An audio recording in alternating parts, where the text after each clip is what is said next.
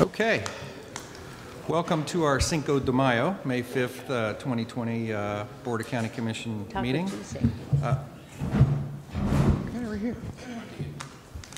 Sorry. Please stand for Pastor Gary Carr, Mariner Sands Chapel invocation, and remain standing for the pledge. Well, good morning, everyone, and I represent the Mariner Sands community, a senior citizens community located here, and we're one of the few chapels in America that has a place right in the middle of a golf course. Let's pray together. The Apostle Paul mentions to us, do not merely look out for your own interests, but also for the interests of others. Almighty and everlasting God, all things come from your hand. All people are known to you, and all our efforts to do good here this morning are set before you. We stand firm together with one spirit, because some of the tasks we have before us will require your incredible power to establish them. Enter into our gathering this morning, making us mindful that you fill this place with your holy presence. Let love and respect season our speech. Let compassion move us to help those in need. Let wisdom guide us to decide your best solution to the difficulties we face. We humble ourselves to receive your grace and your blessing, and now make our joy complete by being of the same heart and mind together in such a way that our actions will be a relief to our residents, a bold response to the needs facing us, and a blessing to you. Amen. Amen. Pledge allegiance to the flag of the United States of America and to the republic for which it stands, one nation, under God, indivisible, with liberty and justice for all.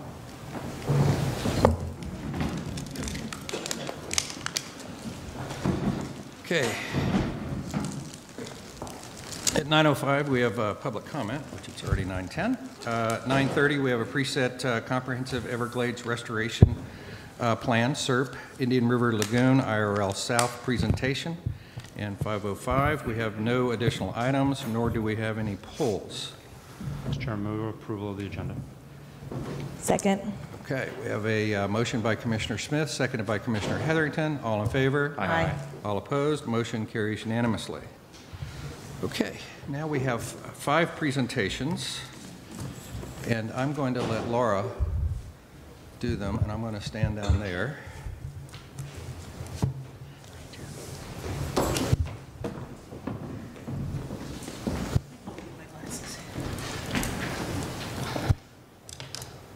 Mask. Otherwise, you won't be able to hear me. Good morning, Commissioners. We have some proclamations here today. Our first proclamation is a proclamation declaring Apraxia Awareness Day in Martin County, Florida. Childhood apraxia of speech causes children to have significant difficulty learning to speak and is among the most severe speech deficits in children. And while the act of learning to speak comes effortlessly to most children, those with apraxia endure a lengthy struggle. May 14th marks the 6th annual recognition of Childhood Apraxia of Speech Day, and the board encourages all residents to learn more about this challenging speech disorder. And here we have Jackie Dillon to accept.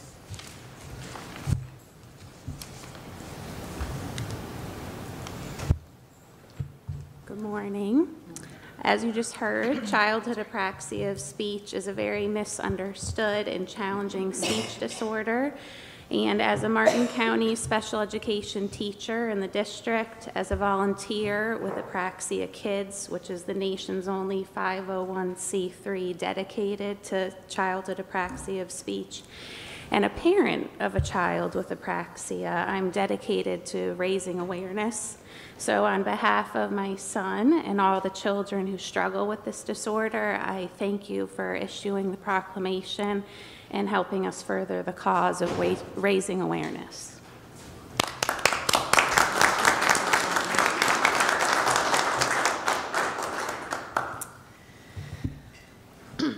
All right, next we have a proclamation declaring Hurricane Preparedness Week in Martin County, Florida.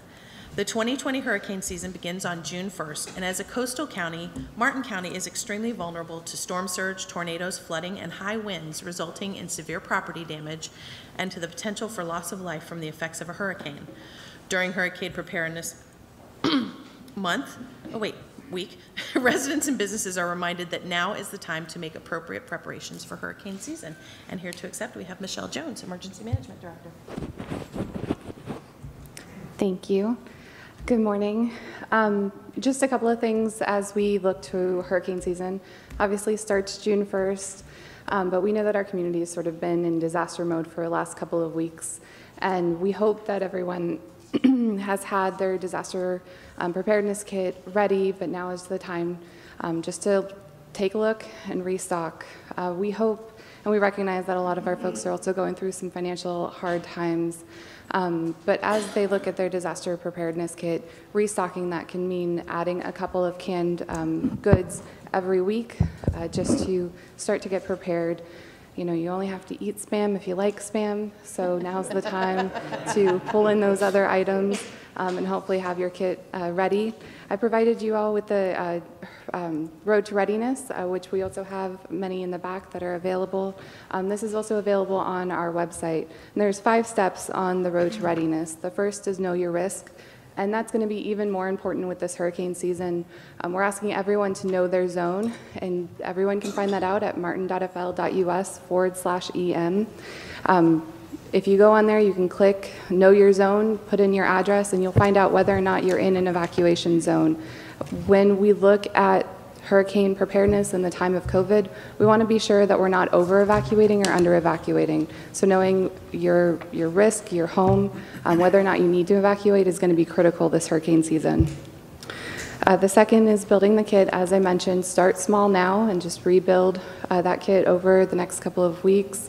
You know, water is always incredibly important and sometimes tough to find right when the hurricane strikes, but you can do that the same by filling jugs of water and putting them in the freezer during the hurricane so that then they can unthaw and keep your goods cold, and then use that water as well. Make a plan. We recommend writing it down or exercising that plan, talking it through with your family, knowing where you would go, knowing where you would evacuate, and taking those small steps now to be prepared. Staying informed, we have seen a huge increase in our residents using Alert Martin, registering by texting Alert Martin, one word, to 888-777. Now's the time, if you haven't already, to register with us so that you can get those community-wide notifications and then register your address or your home so you can get pinpoint accurate neighborhood weather alerts or information from the Sheriff's Office, utilities, or any of our fire rescue departments. And finally, get involved. We've seen a ton of great organizations throughout this COVID response that have done wonderful things for our community, and we ask our residents to be part of the solution by getting involved with those agencies. United Way is a great conduit to find additional organizations to get involved. And finally, we will have a sales tax holiday this year. That'll be May 29th to June 4th. The qualifying items associated with that sales tax holiday have not yet been announced, but as soon as they are, we'll have it on our website and we'll have it posted on social, so that's available to everyone. Thank you. Yes.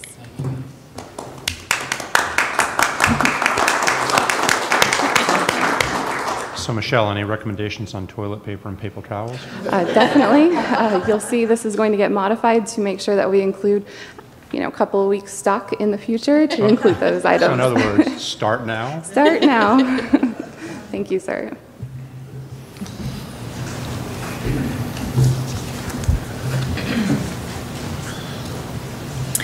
Next, we have a proclamation declaring Cystic Fibrosis Awareness Month. Cystic fibrosis is a genetic disease that affects more than 1,600 children and adults in Florida and more than 30,000 children and adults in the United States. During Cystic Fibrosis Awareness Month, the board encourages citizens to learn more about this disease and to participate in efforts to support the advancement of life-saving cystic fibrosis research, education, and care. And here to accept, we have Carrie Blaney, who is the administrative manager of the local chapter of the Cystic Fibrosis Foundation. Good morning. Thank you for having us today. May is National Cystic Fibrosis Awareness Month, but as we all know, this is no normal May.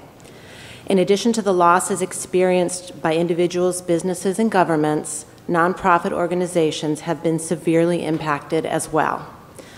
While we have taken a back seat in fundraising, we continue working diligently for those with cystic fibrosis and their families.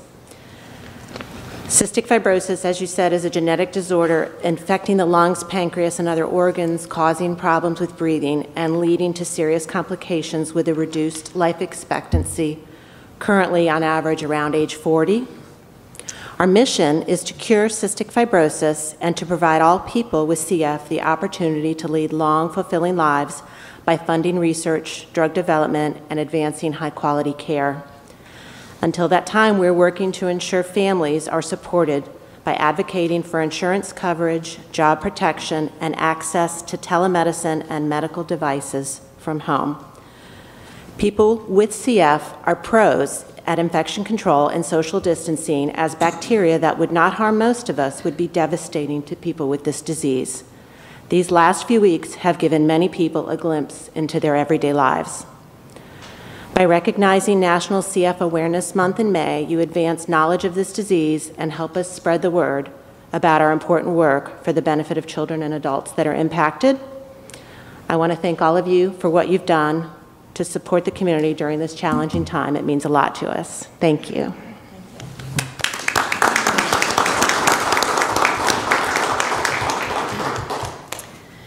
Next, we have a proclamation declaring Foster Care Awareness Month in Martin County.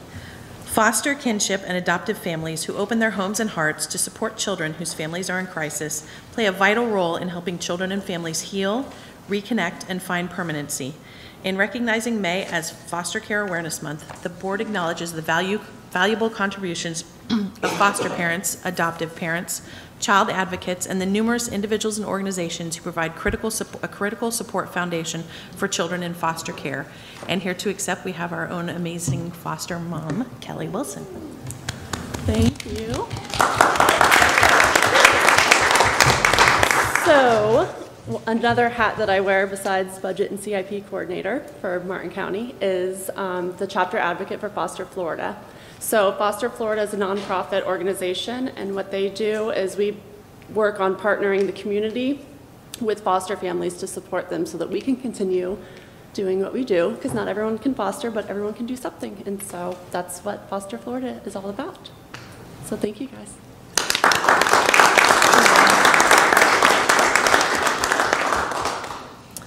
Thank you, Kelly. And we have one final proclamation. They'd asked to have their proclamation mailed, but would like their information to be read so everybody can hear about it. This is a proclamation declaring Mental Health Awareness Month in Martin County, Florida. Mental health is part of overall health, helping to sustain an individual's thought processes, relationships, productivity, and ability to adapt to change or face adversity, and mental illness adversely affects those abilities. The purpose of Mental Health Awareness Month is to increase public understanding of the importance of mental health and to promote identification and treatment of mental illness. And Donna has already sent them their proclamation. Thank you. Cool.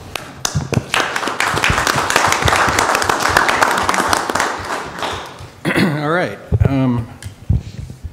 Next, we have a plaque being presented to recognition of appreciation to Nikki Von Vano upon her occasion of her retirement from service with the Martin County Board of County Commissioners. Ms. Krista. Right. Well, this isn't going to be easy. Yeah. So, Nikki, I can't hug her, but she's been with us for over 31 years. Over 20 of those as the Director of Growth Management. She is the strongest person I know. We watched her persevere through breast cancer. We watched her come back to us after she lost her best friend, her husband. And now we're going to lose her to retirement. So I'm jealous, but at the same time, I wish her well. She has led her department through ups and downs, and she's always been the rock that everybody relies on. So we have this plaque, which seems insignificant to be able to give to her, but it says, in grateful recognition of over 31 years of dedicated public service to the citizens of Martin County, presented this 5th day of May. 2020.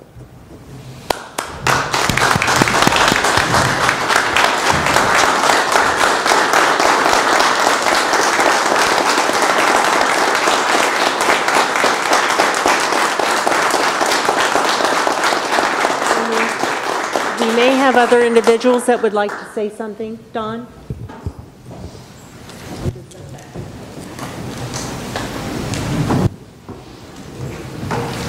Now that we have the tears out of the way. No, Nikki has done a great job, obviously. I've worked with her several decades now, and under her leadership, we've received recognition from Florida Association of Counties for multiple innovative programs, awards from the National Association of County Planners for Martin County's land conservation efforts. Nikki's been a featured speaker at state and national conferences, personally received awards from Business Development Board and chambers. And while the recognition that she gathered for herself and the county is impressive, perhaps the thing that makes Nikki so exceptional is her constant and unwavering awareness in the role of protecting the interest of Martin County. Now, I personally certainly worked with her on the Development Review Committee back when, in the old days, when we actually got to hear comments from the likes of Jack Carmody, Linda McCann, Noreen Dreyer, and of course Bob Raines educate us on the nuances of the comp plan and the ordinances and where they don't match. So, and I certainly remember one, I think it was Sovereign Marine, there was a great controversy and debate that was resolved, but Nikki was always there to help interpret and guard our lauded comp plan and rules, and then help modify them to bend with the changes in our community. So Nikki, I really appreciate all the work you have done, and look forward to the time that we can go share some adult beverages. I know Nikki most enjoys friends and family and being out in our community. So until such time, cheers, my friend.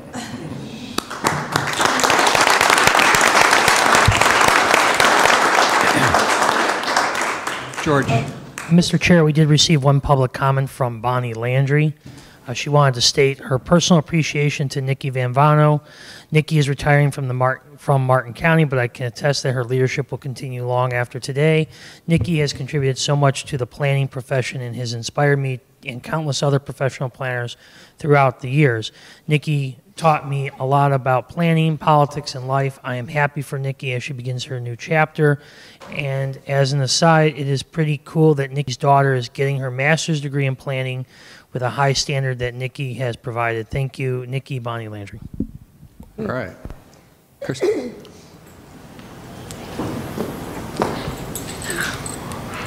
So, Nikki, this day is finally here.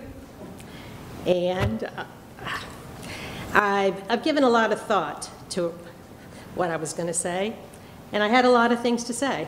And then, like lawyer, typical, okay. But then as it came closer and closer, it became harder and harder. So, as is typically the case, so a deadline inspires one to inspiration. And so this morning at about 6 o'clock, I was crafting something to say. I haven't known Nikki as long as some of the others in this room, and not exactly sure when I met her. I came to work with Martin County in December of 1997. That was before Nikki was the Growth Management Department Director, but she became the Growth Management Department Director soon thereafter. And therefore, she became my client. And although I had other departmental assignments, the Growth Management Department has been the bulk of my time, and accordingly, all along and until the end of this week, Nikki has been my major client. And that work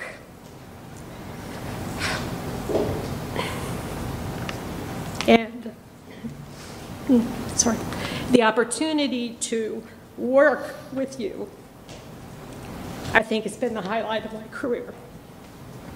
We've spent hundreds of hours together, public hearings, administrative hearings, legal strategy reviews, depot preps. We even went to a meeting of the governor and cabinet a few years back. Because of the workload and the intensity of the issues, There have been times when things have been both personally and professionally challenging, but Nikki, you've always brought to the table your demeanor as a dedicated public servant, never losing sight of what was best for Martin County. Always, and essentially, that is Nikki. And always what was directed by the Board of County Commissioners. She's also always brought to the table a very quality demeanor as a human being, considerate of others, compassionate, caring, always a team player. And I want to thank Nikki, and I want to recognize you for that. You were many, many times the adult in the room, the voice of reason, the one who reminded others of the goal and what was necessary to fulfill it. As I look back on our joint tenure, I think there have been 4 county attorneys during your tenure as the Growth Management Department Director. You've successfully navigated that relationship with the county attorney's office, and I think I can speak for everyone in the office that you have served so well and always being the consummate professional. And Martin County and all its residents should be indebted to Nikki for that. And I'll wrap up just on a personal note. So we've worked together almost daily. You started out as my client. You became my colleague. And then I think because of the countless hours we spent together and some of our shared experiences, I think we've become friends as well. We have Nikki's daughter and my oldest son are the same age. We have children that are 30 or going to be. We've talked about that. We've raised those children together. We've shared family successes and challenges. And, you know, being a friend with your client is one of those things you have to navigate. And I think that we've both been cognizant of that line, and we've successfully navigated that, and I appreciate it. So now as you move into your well-deserved retirement, I must acknowledge that because I see the peace that brought you. You were ready, and you selected the time. I recognize it's the end of our professional career together, and the way that I'm ever to handle it is because I know we have a friendship that we've developed, and one of the things we've done lately is you've introduced me to walking the bridge, and I appreciate that. So good luck, and it's going to be very hard. This virus has not been a good thing at all, but one of the things it's weaned us all. We've had to stand on our own a little bit in preparation for Nikki leaving. And, but again, congratulations, and I love you.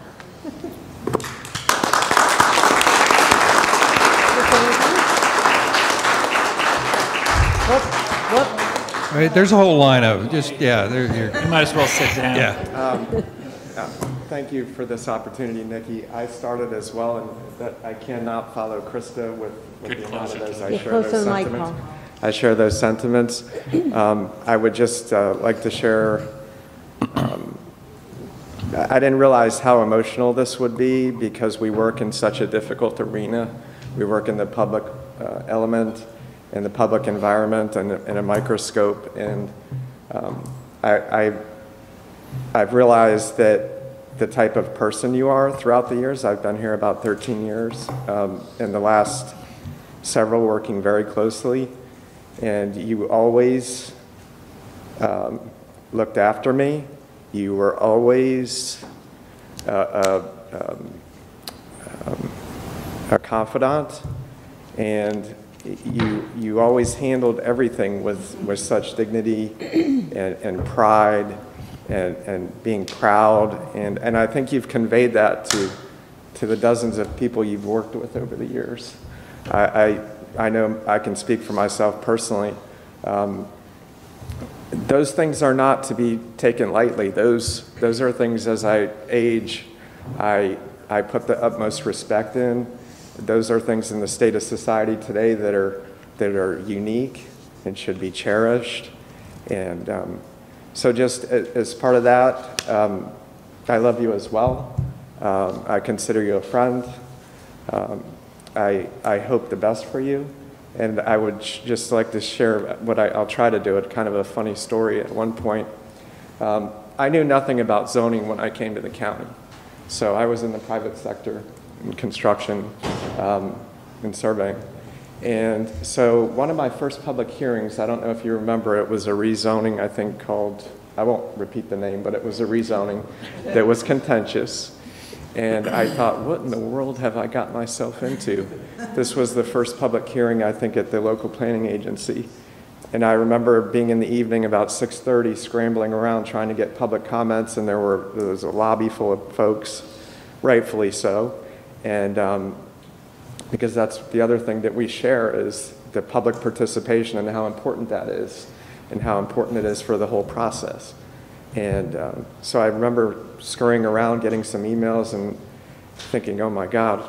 And you came kind of sauntering by the copier machine, I think it was, humming, "It's only rock and roll, but I like it." And I thought, what in the world? So I started kind of humming that to myself, and throughout the hearing I was humming that as well. So those are the types of things that you never forget, especially in traumatic situations like that. And I could go on and on with dozens, if not 100 of them. But I'll leave you with that. I appreciate everything you've done. I wish you well. I hope you'll take my call from time to time. And thank you. Thank you.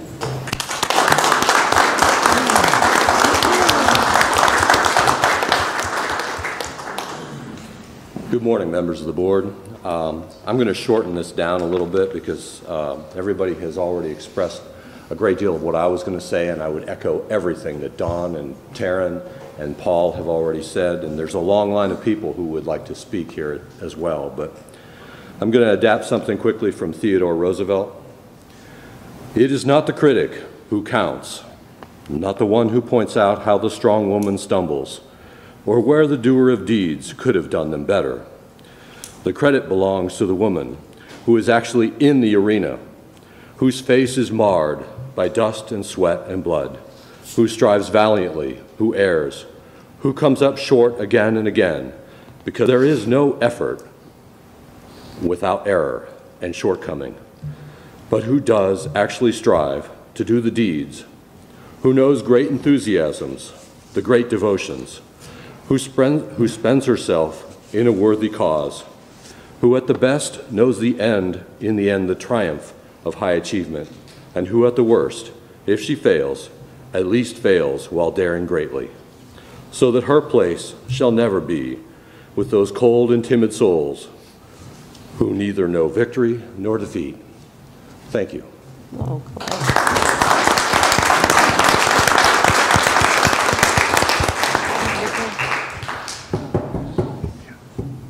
So, unaccustomed as I am to public speaking, I would like to thank you all very much, and all my colleagues and friends and coworkers. It has been an honor to work for Martin County.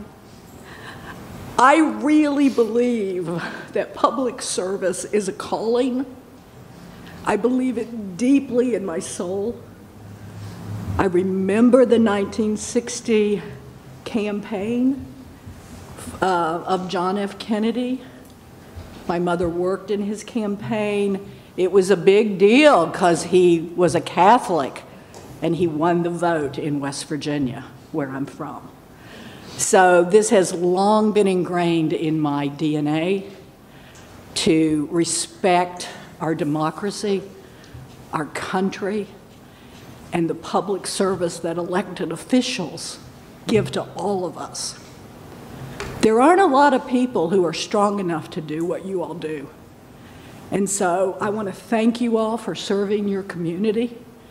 And just one thing to say is just be kind to each other. If we've learned anything during this pandemic, is that kindness matters. And so I love you all very much. I love everybody in this community.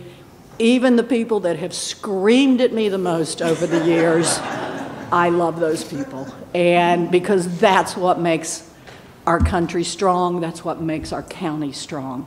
And so thank you all so much, and thanks for appointing me to my 2 favorite interests. So last week or whenever that was, thank you, Doug, for making the motion. I'm so excited to work on the Affordable Housing Advisory Committee and the Library Board. So thank you all very much. I just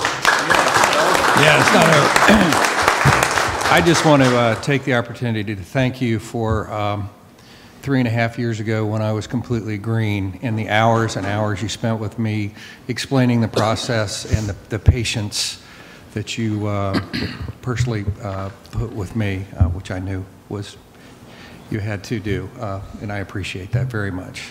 You've been a wonderful person to work with. Mr. Smith. Thank you, Mr. Chair. Nikki, just listening to your colleagues and all talk about you, you know, I've got to spend 20 years with you. Well, not, Lorda, with you, working with you, would be the better way to say it. Unquestionably, probably 2 of the people I've learned the most from, and as you said, this is not an easy job. It is not one for the faint of heart. And Harold, I'm surprised that you've been able to get it in 3 years, because it takes us a lot longer than that sometimes. Yeah, sure. But by far, 2 of the smartest people in this business that I've worked with were you and Steve Fry. And I think from my earliest years of understanding what growth management was and how it was a tool, and I think it was funny what Don Donaldson said about the likes of Jack Carmody and you know,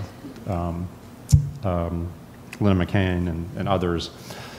You know, it's a full-on challenge, and they were there to try to point out where we didn't understand what we were doing. And I think I would follow that up by, I think what I always appreciated from you the very most was that you were perfectly fine with pointing out to me where I was wrong and had no idea what I was talking about.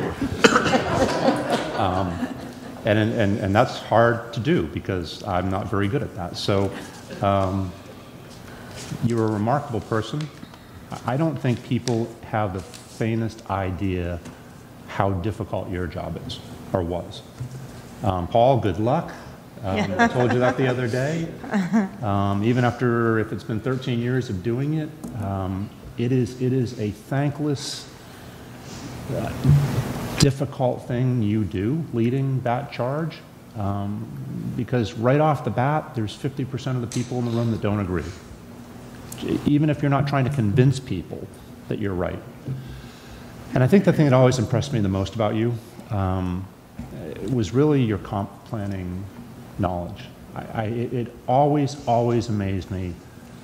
I don't care who it was that was grilling us over what issue and challenging us as to the knowledge of whether it was us up here on the board or you and your staff. But within 30 seconds, you always had an answer.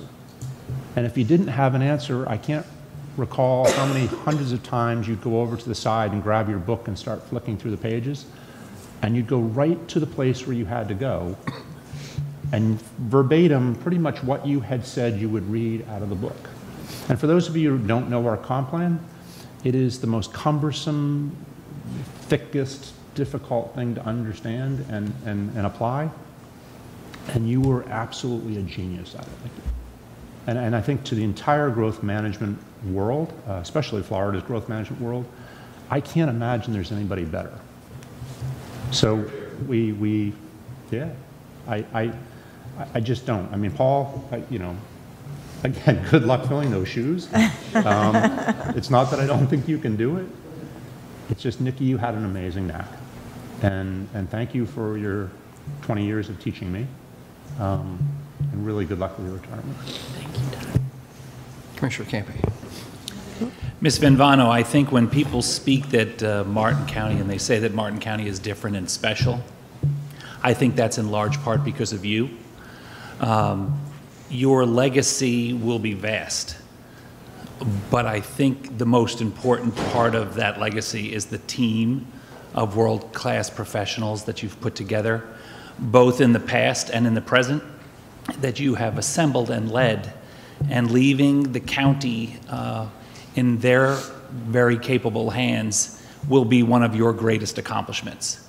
I know that as a commissioner, when I came in, I think growth management issues are the most controversial. They stir up the most passion for and against an agenda item. And like my colleagues have mentioned, and I know colleagues in the past, Patrick Hayes, Mike DiTerlizzi, Lee Weberman, and others that I'm friendly with, I know that they told me that I could rely and count on your counsel, and that when there were questions or controversy, to look to you for that guidance and education, and I have. Even in meetings when the agenda item looked like the wheels just fell off, I would just glance over. Like Commissioner Smith said, I would glance over to look to see if you were calm, and if you were panicked. You were never panicked. You would get up, you would go over, you would take out the big binders, and you would start leafing through, ready to go. You have been able to handle the slings and arrows from inside the building and outside the building. And, you know, when you're in a strong position of leadership, there's always going to be people that will think you did the right thing and people that think you did the wrong thing. But you stood there confidently with unbelievable leadership and knowledge. No one knows the comprehensive plan like you do. And for me personally, we watched you very quietly and very professionally handle really difficult challenges in your personal life. Some that would have derailed weaker people, but you just kept going. And even when the agenda items were super controversial and very, very important to the future of our community, even though you were dealing privately with the most difficult of circumstances, no one would ever have been able to know. I remember the first time I had heard you were sick many years ago, and I said, did she just find out? And they said, no, she's known for months. And I had had so many meetings with you and had no idea that you were as sick as you were at the time, because your professionalism and your stick-to-itness is just remarkable. And I think that, you know, I'm sad to see you leave personally. I'm sad to see you leave professionally. But I am comforted by the fact that you have put a team together which will easily pick up and carry the mantle that you have set forth. Thank you so much. God bless you. Thank you. Thank you. Stacy? So I've had the least amount of time to spend with you, at least in this role, but 16, 17 years ago, we forged a relationship with leadership Martin County class of 14. So we had quite a bit of time to spend together. I was pregnant with my son, so you got to watch that unravel month after month after month, and meet Van when he was first born. And I would consider us friends after that experience with leadership. And then when I became a freshman commissioner, I would echo the sentiments of Harold, feeling completely overwhelmed. You would come in my office, I would ask you a question, you would start leafing through pages and opening books and pointing exactly to where I could find it. You put me on the path of, you know, where I should read and how I should approach it, and organized my thoughts on how to get through some of those books. So I couldn't have done that without you. The first year, like I said, was overwhelming, and mainly because of your help, I made it through that year. And I think that you have assembled such an amazing team around you. And I know that we're going to be seeing you frequently. I'm so thrilled that you're going to be on some of these committees. I know you're going to be doing so much more than that. So I look forward to seeing you throughout the community in the coming months and years. So thank you, Nikki. Thank you. Thanks, Nikki. Enjoy your retirement as much as you enjoyed your employment. Thank you. You deserve it. Thank you.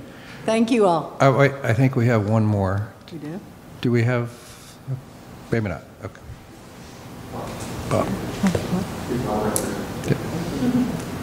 He's going to try to convince you of something else, Nikki. One last shot. Just one more. No, I appreciate the opportunity to speak. Bob Raines for the record. I just want to say, you know, Nikki has always been a very fair person with respect to it. She and I have had a lot of agreements, disagreements, debates, but she always handled it with professionalism. And when you talk about her, I always tell my boys, you know, they'll say, oh, so-and-so's a great person. And I say, how do you know that? Have you ever given them bad news or seen them in pressure situations? And she always handled it with grace, class, and dignity. And she always gave what she thought was the right answer. And she was an unfair target a lot of times from a lot of different areas. And I think I speak for Rick Creech and Josh Long, a lot of us in the development community. We really appreciate the fairness she treated us with. And we're fellow West Virginians. We're fellow Huntingtonians, Huntington, West Virginia. We went to the same high school. I won't say who graduated first. But it's an honor to have worked with her and to be a fellow West Virginian with Nikki. Thank you.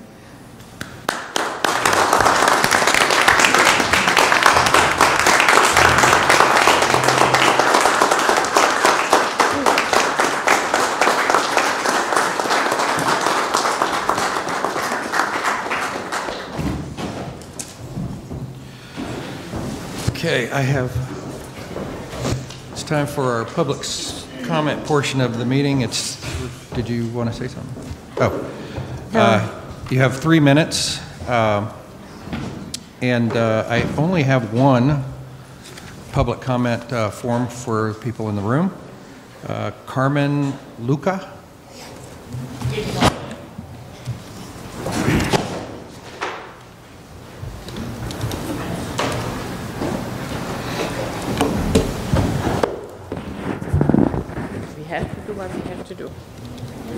Good morning. So my name is Carmen Luca, and I own. You get a little closer. There you go. closer. There you go. That's. Can I? Yeah. Maybe like this better. Okay. So I'm Carmen Luca, and I own an indoor recreation center in Jensen Beach. It's called Rush.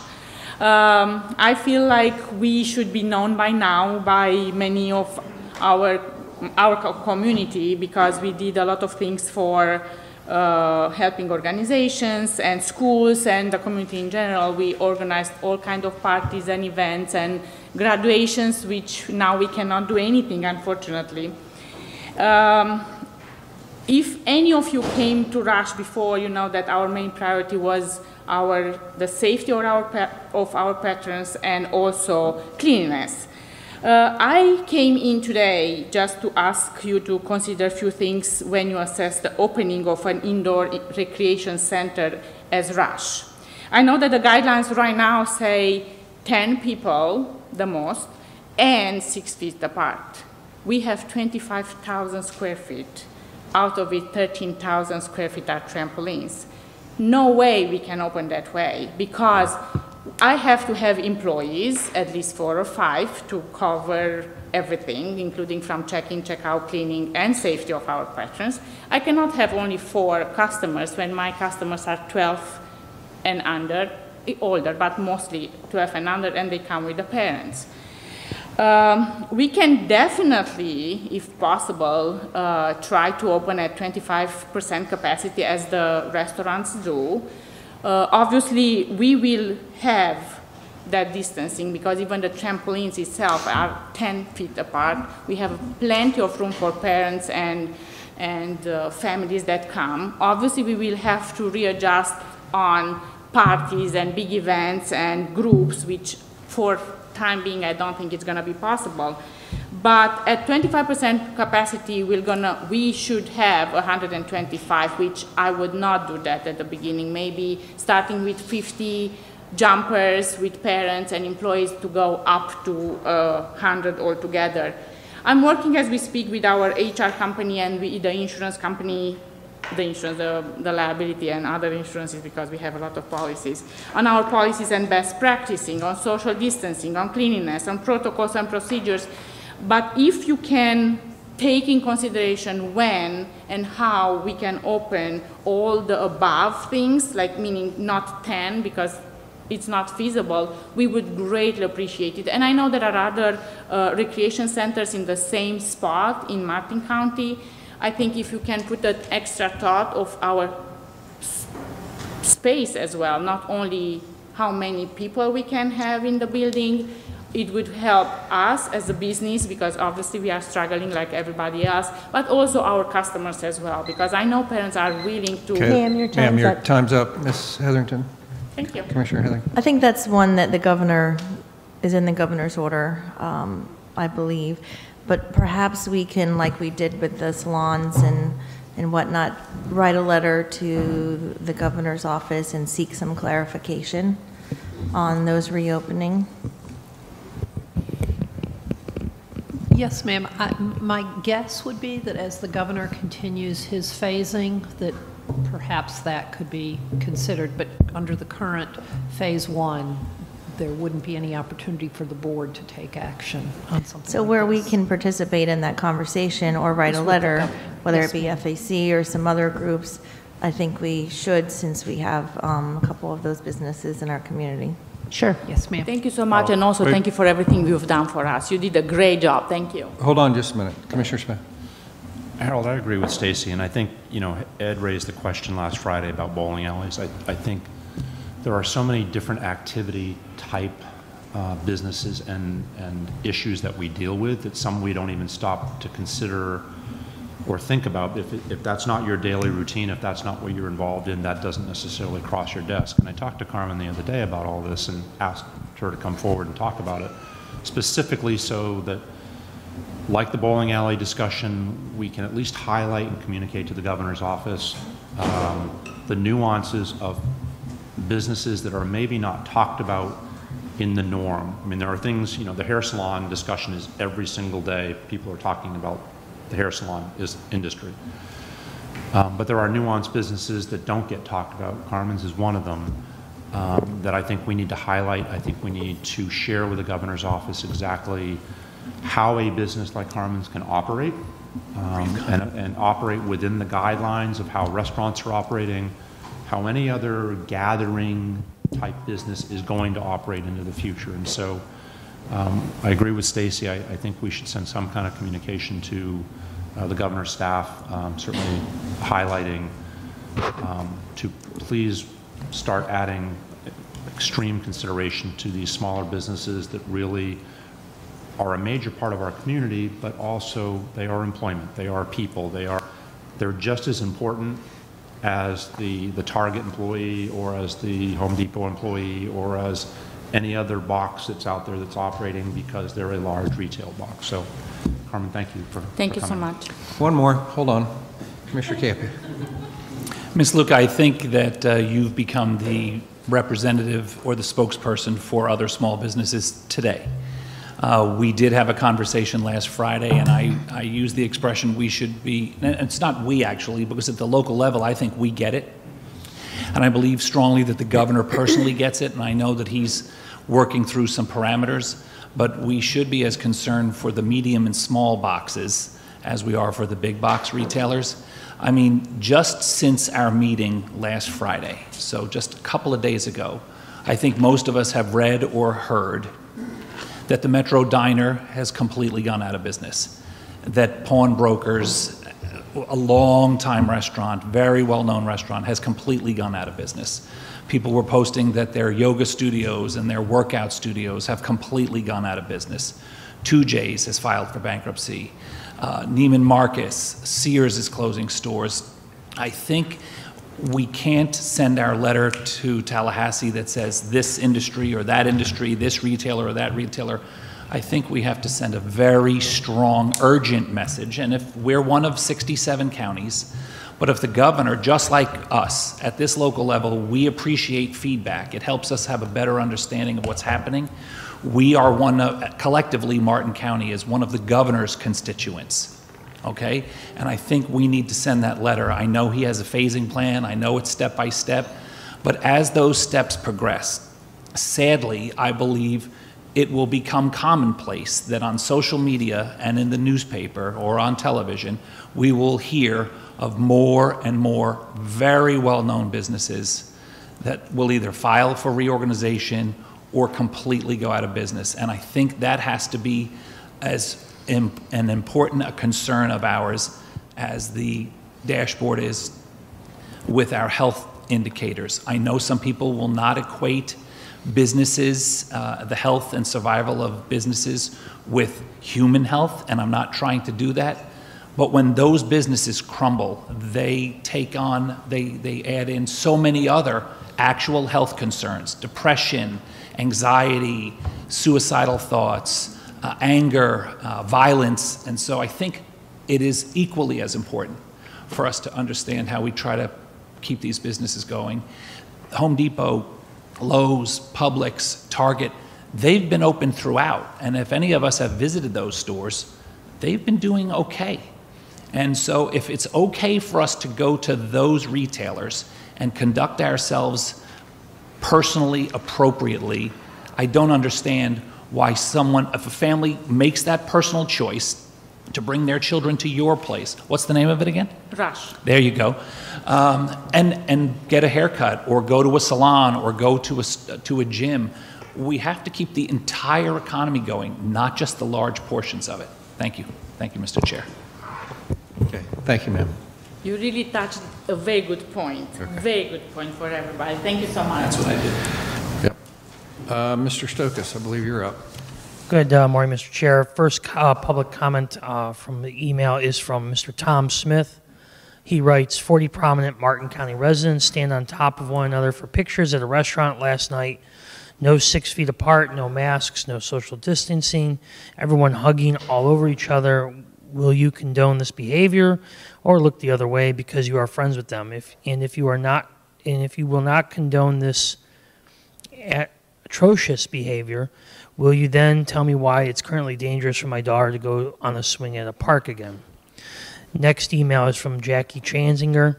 Good morning, Commissioners. An internal government reports projects about 3,000 new cases each day by the end of the month and into June, and more than 100,000 dead. Dr. Birx and Dr. Fauci warned about opening up too soon, but Martin County in Florida continues to open up too quickly. Many people in this country are willing to social distance and self-quarantine for a longer period of time so that these figures do not get higher. We value human life more than fishing, golf, and tennis doubles. Yes, we worry deeply about our economy and the small businesses that are failing and wish that our government would bail out the little guys rather than the corporations and have an efficient unemployment insurance system. Perhaps we can fix that in November, but for now we need to take care about life and death issues. Who do not want to listen to medical professionals and scientists or golfers or folks who get applause by calling others communists. We thought there would be a second wave, but the first wave is getting worse, and the BOCC and the citizens have the power to change it if we continue to social distance and follow guidelines and slow down the open up government movement. Next email is from Janet Rozo. Good morning. There's been lots of publicity with overcrowded beaches in the media, and the biggest concern is non-compliance of CDC recommendations, thus wasting all the work accomplished in the last 6 weeks. Indian River County and St. Lucie County opened their beaches for recreational activities only, and it has been successful. Martin County is concerned that everyone from Palm Beach County, Broward, and Dade will head there. Palm Beach County will not be opening their beaches as stated by Palm Beach County Mayor David Kerner on April 17th and 27th. I have been hearing a possible reopening around June 1st. Palm Beach, Broward, Dade, and Monroe counties are making decisions as a whole. Because of this, the other 3 counties are waiting for Miami-Dade's COVID numbers to show a continued decline. Things get complicated because Martin County is waiting for Palm Beach County to open beaches. Palm Beach County and Broward County are waiting for Dade County to open beaches. As I write this, the City of Miami Beach is discussing limited reopening of beaches during their commission meeting today. This could help Martin County from getting an influx from Dade County residents to their beaches. When small businesses start to reopen, some rely on the traffic from beaches for their income. People who visit beaches will usually get food or go to a surf shop. Small businesses have taken a huge hit financially, as everyone knows. It's a domino effect because one simple decision of keeping one county's beaches closed affects many other important economical factors. What's the solution? It's working as a community to help lifeguards and police educate beachgoers of the restrictions so everyone is safe.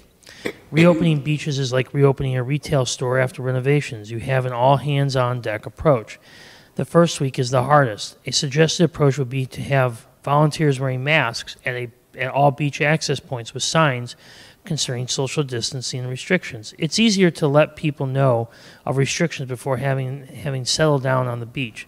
Police on ATVs is quite successful in enforcing restrictions, as Brevard County has been doing. I also believe restricting beachside parking helps deterring people from other counties to make the drive.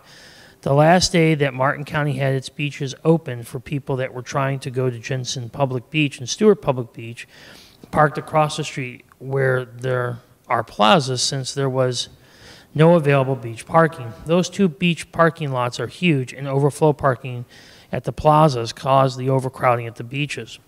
Further north at beach, about 5 minutes from the chaos, families with small children and other beachgoers were spread out more than 6 feet apart. The smaller parking lots at beaches keeps beachgoers to a minimum. I've also kept track on the dashboard for positive COVID-19 cases, and cases are the least near the beaches.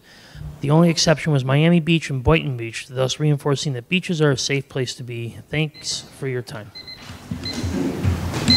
Got that one. Next one is from Tim Hollins. Too many restrictions for beach rules. My family needs shade for our children. We can't bake in the sun all day with the little baby. Next public comment is from Mary Matson. Opening community pools. You opened a splash park. What about pools? About my association closed until further notice. Please cover pools. Next comment is from Jessica Motorsports. I know in Okeechobee County they had a Narcotics Anonymous deemed as essential business. We have been out of our meetings for over a month, and we would like to get our meetings started again. We need Narcotics Anonymous to be an essential activity business, whatever you want to call it, because we are having way too many people relapsing, overdosing, and dying. Next comment is from Michelle McEwen. The pedestrian walkways on Veterans Memorial Bridge at Indian Street provide a beautiful space for exercise. The walkways have recently become more crowded, making it increasingly difficult to maintain proper distance from others. Is it possible to institute one-way flows, perhaps matching the flow of traffic on each side of the bridge?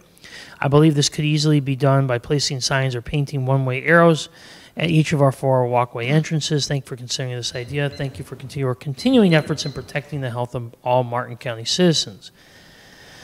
Next comment, Nanette King. I want to thank you for reading my plea for the need of a walk-in or walk-up COVID-19 testing site for those unable to get transportation. Albeit, I must say, out of the 82 complaints, 77 were about beaches, boat ramps, golf courses, certain businesses, etc. Only 5 out of 82 of those were legitimate concerns. Again, I thank you for submitting it before the board, yet the way I wrote it, or maybe your copy was hard to read, I respectfully ask that you reiterate to the committee during your May 4th meeting. I am asking you to resubmit this request again. It didn't seem to make a dent in the commission whatsoever. I also include another very important issue for your submit to the board, which will also include vandalism to vehicles, apartments, and major fire codes being broken on a continuous basis. Interim fire chief has been no help whatsoever. I finally gave up texting him footage of code breakers and their apartment numbers, which he asked of me over and over, yet did nothing. As far as vandalism, from knife to tires, front doors shot up, a .22 slug in my outside wall by my kitchen door, autos being broken into, etc. After years of residents calling the Stewart PD, and their apathetic, complacent behavior has made it where residents just don't bother to call them anymore because nothing has ever been done. In fact, those that do call end up getting a lecture from Stewart PD instead of the PERP. Now I am not speaking of the Sheriff's Department, Oh, how we wish we did fall under the protection of Sheriff William Snyder. Unfortunately, we do not. Now I am fully aware that the past Stewart PD chief is sitting on the committee right now. He is a good man, but we lost him in the middle of him helping straighten out the complex. This being Sierra Condos, a.k.a. Sierra Apartments for years, the place that draws the dregs of Martin County, corrupt owners, corrupt renters, tenants, and major narcotics activities, along with fire codes being broken constantly. I write you this now due to residents who are afraid of retaliation from these thugs and rule breakers. So afraid they run to me instead of the Stewart PD.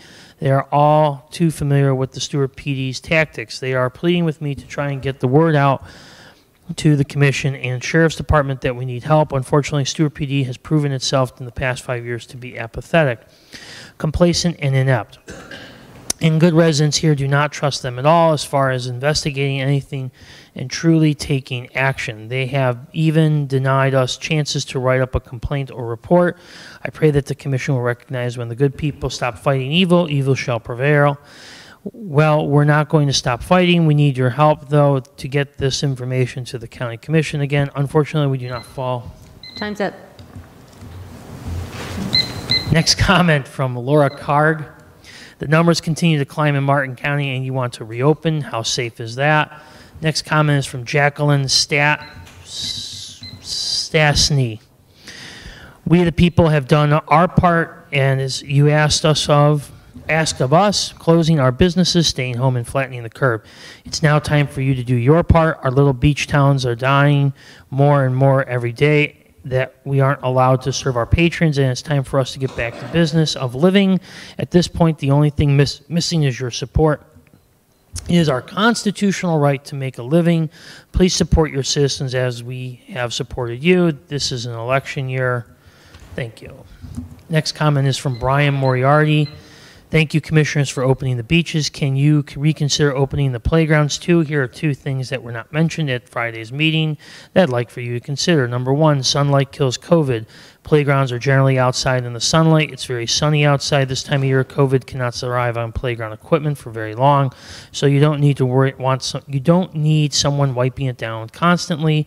It will die quickly on its own. Number two, there has never been a COVID transmission from a child to an adult, so it would be jeopardizing. So it wouldn't be jeopardizing adults either. Children are by far the least susceptible and mostly asymptomatic. So if they can't give it to adults, what danger is there? Please considering the open playgrounds. Our children need to get outside again. Next comment is from Mr. Thomas Pine. Good morning, Commissioners. My name is Tom Pine. I have been a resident of Martin County for over 45 years and presently live in Jensen Beach. I spoke at the April 28, 2020 Commission meeting about two restraints in downtown Jensen Beach that have been between 70 to 80% of the usable public sidewalk for their own personal gain, which now makes social distancing impossible. No one of the restraints wasn't satisfied and had several more tables to what is supposed to be a public sidewalk. I gave 3 suggestions on how the problem could be remedied, and it seemed by doing nothing you have spoken loud and clear. Social distancing in Martin County, or at least Jensen Beach, isn't necessary no matter what the governor says. If we get a spike in COVID-19 in Martin County, specifically in Jensen Beach, is this commission going to take responsibility, or will it be code enforcement for allowing the situation to go on for such a long time? This is just another example of the double standard in Martin County. There is one standard for the average taxpayer and small business, hundreds if not thousands of rules and regulations that code enforcement uses to keep us in check, and then there's the good old boys and pay-to-play crowd like the restraints downtown that seems to do anything they please. They make up their own rules. Next comment, Slade Crooks. I watched the last meeting online. I wanted to let you know I am impressed. You mentioned that you were going to have your staff check with the governor to get clear status from the businesses as it relates to reopening. I am curious if you can ask the governor about private HOA gyms and clubhouses and if they can be reopened. It seems like this is a perfect example of personal responsibility you talked about at the last meeting as it relates to people choosing to go there. Concerned persons can stay out of the gym and those that want to use it can. Standard rules about spacing, cleaning equipment, etc. could apply. I used to go to mine at 5 a.m. I have never seen anyone else there. Thanks and keep up the good work, Slade Crooks. Next comment is from Fred Bowen Smith. We have seen some very rare cases of pets getting COVID-19 from the owners when in close confined continuous contact. Does the board have any recommendations to dogs in public places being on a leash? Next comment is from Mary Smith. Please open Hobe Sound Beach. It is in Martin County, not Palm Beach, and Jupiter does not own it. So we should not pander to them or to the one board member who votes no to everything and lives where.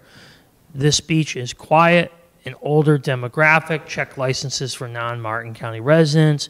Many people cannot get to any other Martin beaches, all far away over bridges. It is not right to leave this one area, which is part of Hobe Sound, closed because Jupiter says no.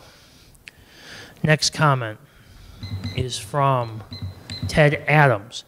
Why is it that your employee wellness staff is also seeing urgent care patients? During these uncertain times, I would imagine that the county would not want their employees or their families exposed to the COVID virus. Also, after reviewing their contract that the Employee Wellness Clinic has signed with the county is currently paying for those individuals to be available for county employees and their families. How can they be available if they're also seeing urgent care patients? Then to add, as a Martin County resident, I'm essentially paying towards those individuals' salaries. So shouldn't they be performing the tasks that we are paying for? Are we getting a kickback for these individuals making money for the Employee Wellness Clinic while being on our time? Next comment. Where'd it go? And this is the last comment I have. Is this the last comment I have, Donna? Yeah, this is the last one. Is from R.J. Pazzi. My question is for the county attorney. Since the commissioners keep yielding to the governor's edicts, where does the state governor get the authority to shut down and micromanage individuals and businesses? How does an edict pass the U.S. constitutionality? Thank you, R.J. Pazzi. And that, Mr. Chair, is all I have for public comment at this time. Okay. Thank you. Commissioner comments? Commissioner Smith? Thank you, Mr. Chair. Sarah, I don't know if you can answer it off the cuff, and if not, that's fine, but I never understood from any of the governor's orders that private associations, I never heard any discussion about private associations and whether they could have their pools open, their gyms open or not. Do you know anything on that, or is that something we need to look at? And I think that it doesn't apply to private, but I would like to I don't want to just shoot from the hip, so let me go back and look at the orders and see if everything. And I've heard that from others, and I don't ever recall in any of your comments or any of the review of any of the different orders that came out in their succession that I never remember hearing any mention whatsoever about associations, private business, and other than golf courses. I mean, the golf course issue, became what it became, but I don't. On the other side of all that, I don't remember. If that's something you could look into, that would be great. Sure. I'll go back and look. That's it, Mr. Chair. Commissioner Heatherington. That was also one of my questions, private HOAs and pools. And then since COVID happened, I just want to remind everybody that we also are undergoing the 2020 census. It has been, the self-reporting has been extended until October 31st. So you should have, everyone should have received something in the mail so far, maybe likely more than one piece of mail that has a geocode. You could log in, go in and fill out the census online. I did mine. It took no more than 10 minutes. And right now, Martin County is reporting at about 52%. So last year, I want to say we were, I don't have the numbers in front of me, 75 to 80%. We were reporting in the census, 2010 census, which means we left millions and millions and millions of dollars on the table. So we'd really like to get up to above 80%. because again, that means millions of dollars of funding for Health and Human Services, for roads, a number of things. So if everyone would please take the time and fill out their 2020 census. It's still available online, census.gov. And if at the time that they don't get your online version, then they will start mailing you a hard copy to fill out. And if that's not submitted, then they'll start the door knocking. But it is extended until October 31st, and I hope everybody will go online and do their census. Thank you. That's all I have. Commissioner Smith. Sorry, Mr. Chair, just one other thing. I just want to give you a beach report from yesterday really quickly. I went both to Stewart Beach and to Jensen Beach. For those that are concerned or were concerned whether or not we would have adequate sheriff's coverage of our beaches, we had more than adequate cover of our sheriff's department at our beach. You could not go anywhere in the parking lot or anywhere on the beach and not see our four-wheeler and multiple deputies out there. Stewart Beach was full, meaning the parking lot was full yesterday, but I talked to 4 or 5 of them. They never felt or were at the point where they felt that they were at overflow capacity and at risk of overflowing. Now, granted, that was a Monday, and that's significantly different than a weekend. But nonetheless, for our first day back, it was a pretty good show. Jensen was running at about 60–70% of occupancy in the parking lot. And when I went through it was exactly what they had shared with me relative to the population from the parking lot side of the count. Additionally, they had their coverage up there, and from what I observed up on top of the beach, people were absolutely separated, and there weren't huge groups of people congregating together. There were families, absolutely, and there were pods of families as you normally see at the beach, but things seemed to be relatively good. The Sandbar this weekend was an entirely different story, and I don't know that there's a way to manage that. I got some calls from friends that were incredibly concerned about the fact that it was open and not supposed to be, but there literally were hundreds and hundreds of boats out at the Sandbar. So talked to the sheriff a little bit about it, and I think he expressed his concerns at the meeting last Friday that, you know, we would reach a certain capacity, and past that capacity we wouldn't be able to handle it any more than that. So just an update. Thanks. Commissioner Camping. Thank you. Briefly, the sign that's in front of me here at the table, there's a company in Palm City called Bright White Paper and Products. It's Kevin and Chelsea Hoffman own it, and in an effort to keep busy and keep their employees going, they've manufactured this sign. And one of the silver linings of this coronavirus pandemic is that people are now recognizing frontline workers that normally did not get recognized for their contributions. This sign is available for free if you'd like to have one while supplies last. They are on Facebook, Bright White Paper and Products. So if you'd like to show your support for frontline workers, they'd like to give you one of these signs for free. Thank you very much. Commissioner Hurd. Yeah, last week I think it was, the sheriff warned us in advance that nuanced openings were going to be, and nuanced enforcement was going to be difficult, if not impossible. And I just wanted to say that the sandbars were closed this weekend. From the sheriff's office, I received notice that thousands of people were on the sandbars. Someone flew over and said that there couldn't have been more people on the sandbars, and the sandbars were closed. So I'm very concerned about our ability to enforce social distancing. I went to Jensen Beach yesterday afternoon at 4 o'clock, which is hardly the optimum time for beachgoers to be there. The parking lot was 3/4 of the way full. I'm very, very concerned about our ability to control the crowds on Saturday and Sunday. Miami-Dade and Broward counties quickly became the epicenter for the pandemic in Florida after spring break. And I'm sure that in part that was the culprit.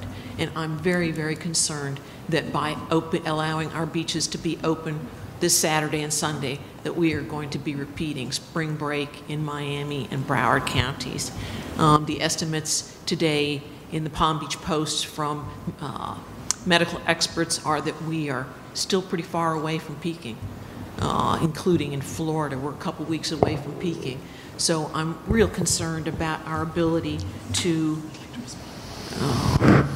I saw the Target in Jensen Beach parking lot this Saturday. I think I was in the parking lot, and there was no crowd control, no mask control.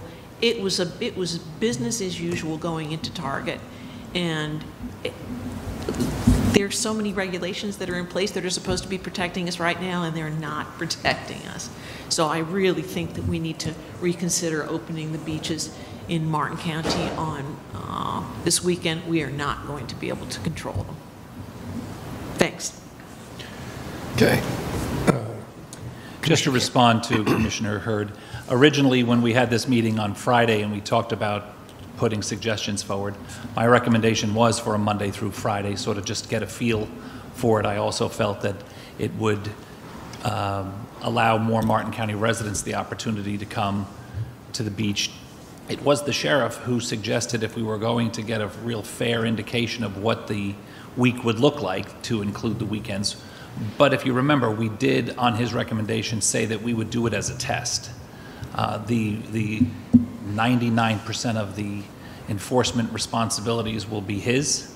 I did receive information. I spoke to him this weekend, and he felt that it was handled. I did also hear about the sandbar.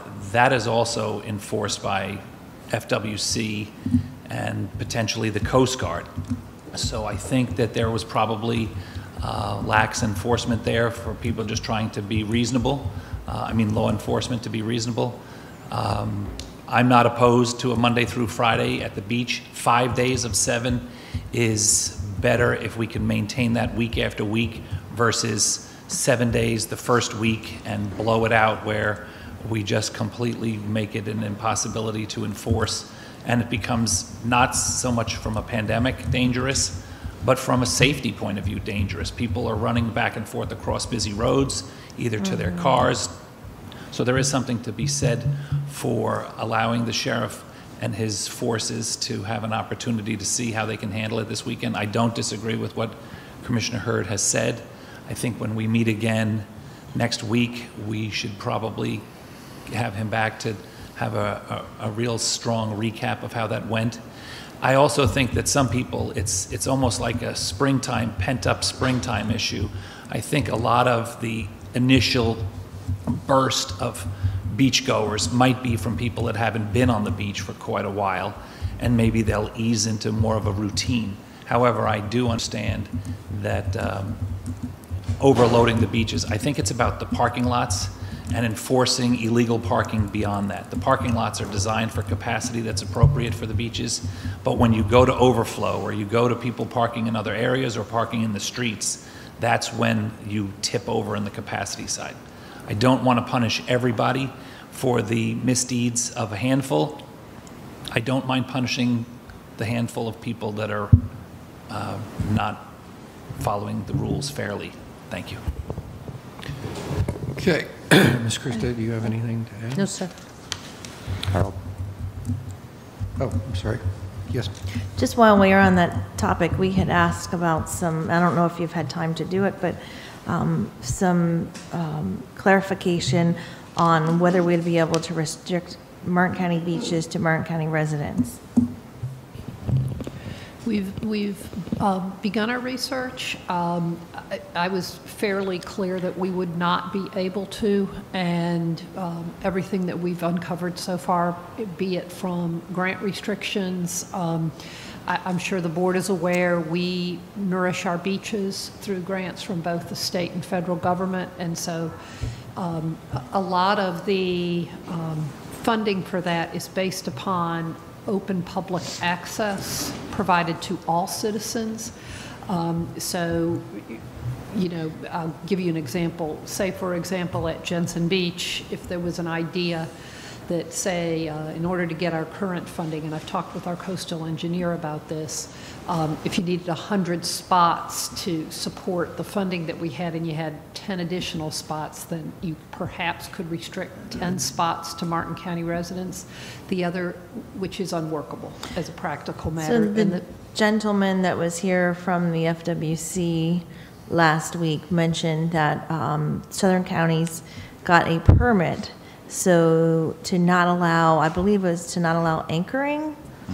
So they were able to go to the FDEP and get a permit. So can we go to the DEP, to the Army Corps, and get a permit to selectively allow certain residents at our beaches? No, ma'am. The easy answer is that the permit was a unique situation where they delegated some authority to the local entities.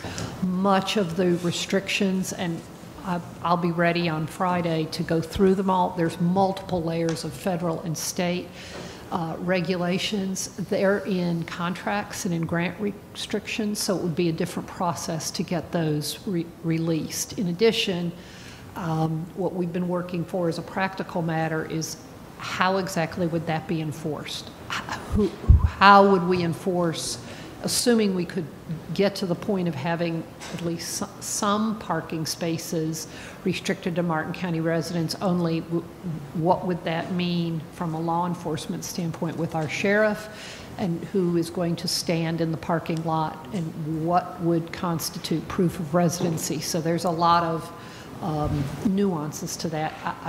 I can tell you that we currently have multiple restrictions. So in order to release those, I don't even have an estimate how long that could even take to notify those folks, but you know, we'll look into it and have a list of all of those entities. On Friday? Okay.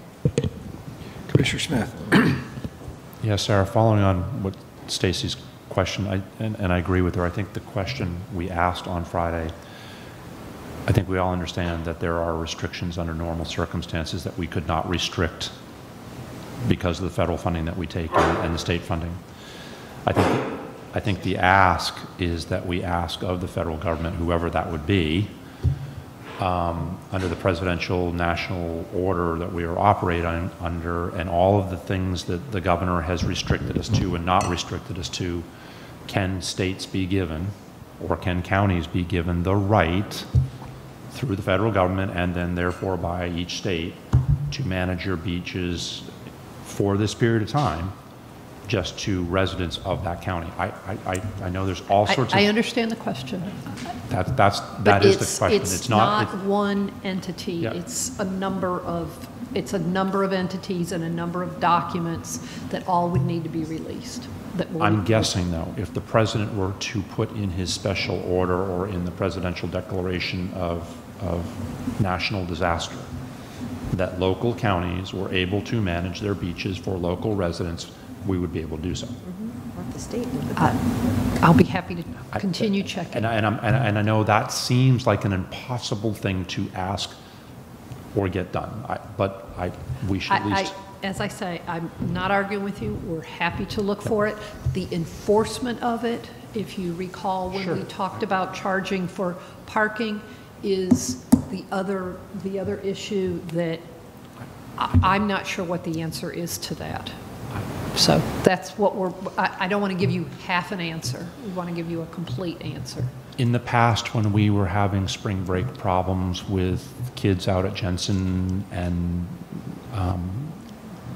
the drinking and everything else that was going on out at the beach, we had effectively a roadblock set up on Causeway Boulevard, and every single car was stopped and told what was going on out at the beach and what was going to happen at the beach. And it worked very, very effectively. It's not that there aren't control points that we have getting onto the island, getting off the island. It may be incredibly cumbersome, but if this thing gets out of control on us and short of shutting down again, if that's what we have to do, I'd just like to know that we've asked every question there was to ask and manage the issue the best we can. Thanks. Okay. We have reached 10:30 for our closed captioning break, so if we could narrow that down to a 10-minute break. We do have a 9:30 preset that we're only an hour late for, which is sometimes pretty good. So see you back in 10 minutes.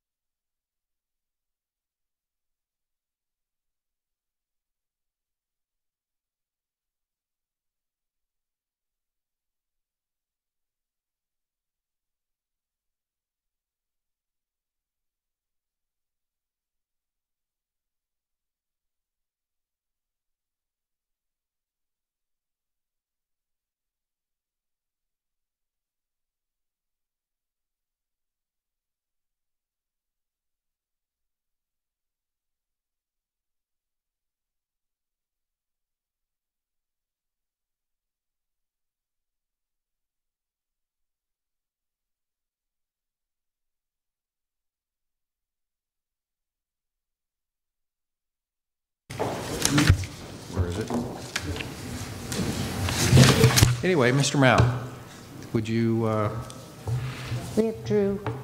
We have the South Florida Water Management okay. District was going to go first. Okay. And then we would hear from the Army Corps. Yeah. Yeah. Morning. Good Morning. morning. Is this mic on? Yep. Excellent. Well, it's good to see you, commissioners. I know we've worked together for a long time, and I'm happy to come in and present as frequently as you need on the work that we're doing at the South Florida Water Management District. And so I think we've been asked to provide an update on all of our activities to help improve our environment. So I will go ahead and get started on that. I know you remember this, and this is why we're working so hard. And this is 2018, and we saw this in Stewart, and we saw this in Fort Myers on the other coast. But I think you guys remember even more strongly 2016, which I think hit this area even harder than in 2018. How it gets hit is just, it's terrible no matter how severe it is, because there's not a good way of this happening. And wedged in between was 2017, when there was LACO discharges after Hurricane Irma. You didn't see the algae, but it was still devastating for the environment because it was silty water covering the oyster beds and the seagrasses in the area. And so this has been an absolute focus for Governor DeSantis when he took office. And you may recall that less than 48 hours after he took office, he issued an order saying we got to get this fixed, we got to get things done. These Lake Okeechobee discharges are unacceptable.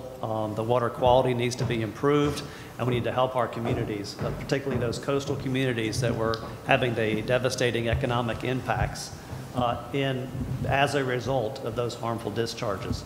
So he gave us at the Water Management District a charge to get these 28 projects done. This is just a short list of them, and I want to give you some updates on those specific projects that help with the estuary impacts. And you know about the Indian River Lagoon South project, and Colonel Kelly is going to go into greater detail on this, but I wanted to give you an update on our efforts with respect to this project. We are in charge of building the stormwater treatment area for the C44 the C44 reservoir that works with the C44 canal to intercept discharges or to collect water so it doesn't get harmfully discharged to the St. Lucie estuary on the South Fork. We are also working on the interconnect to capture water from the C23 canal and send it to the reservoir so it doesn't get harmfully discharged to the St. Lucie estuary. The C25 reservoir, we are working on the land acquisition for that. And then the C23, C24 reservoir and STA, we are working on the land acquisition there. And then the natural lands component is something that's been on the books for a while that I'll give an update on.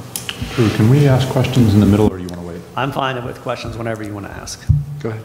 Just curious on the 24 and 23 acquisition, are we close to having that done? So we have finished land acquisition for the you're talking about the C23-24 reservoir? Mm-hmm. Yeah, so we have finished land acquisition for the southern reservoir. We're still going through land acquisition for the northern reservoir. And in April, the board approved the final land acquisition for the southern reservoir. Okay, and do you have any kind of estimate as to what so it's 24 is the last piece? The north reservoir of the C23-24, and then the C25 reservoir, yes. So, I mean, that's ongoing discussions, and as soon as we come together with the landowners, then we pretty much pull the trigger. And so is one holding up that whole 23, 24, or can you start moving on components of 23? Right, so you can move on into design, and so the C23-24 reservoir land acquisition's done, and I think the Corps is going to get into more detail. So in all of these projects, the district is responsible for designing and constructing the stormwater treatment area for C44 and the interconnect canal, but the Corps of Engineers is doing all the rest. Great, thank you. Yep.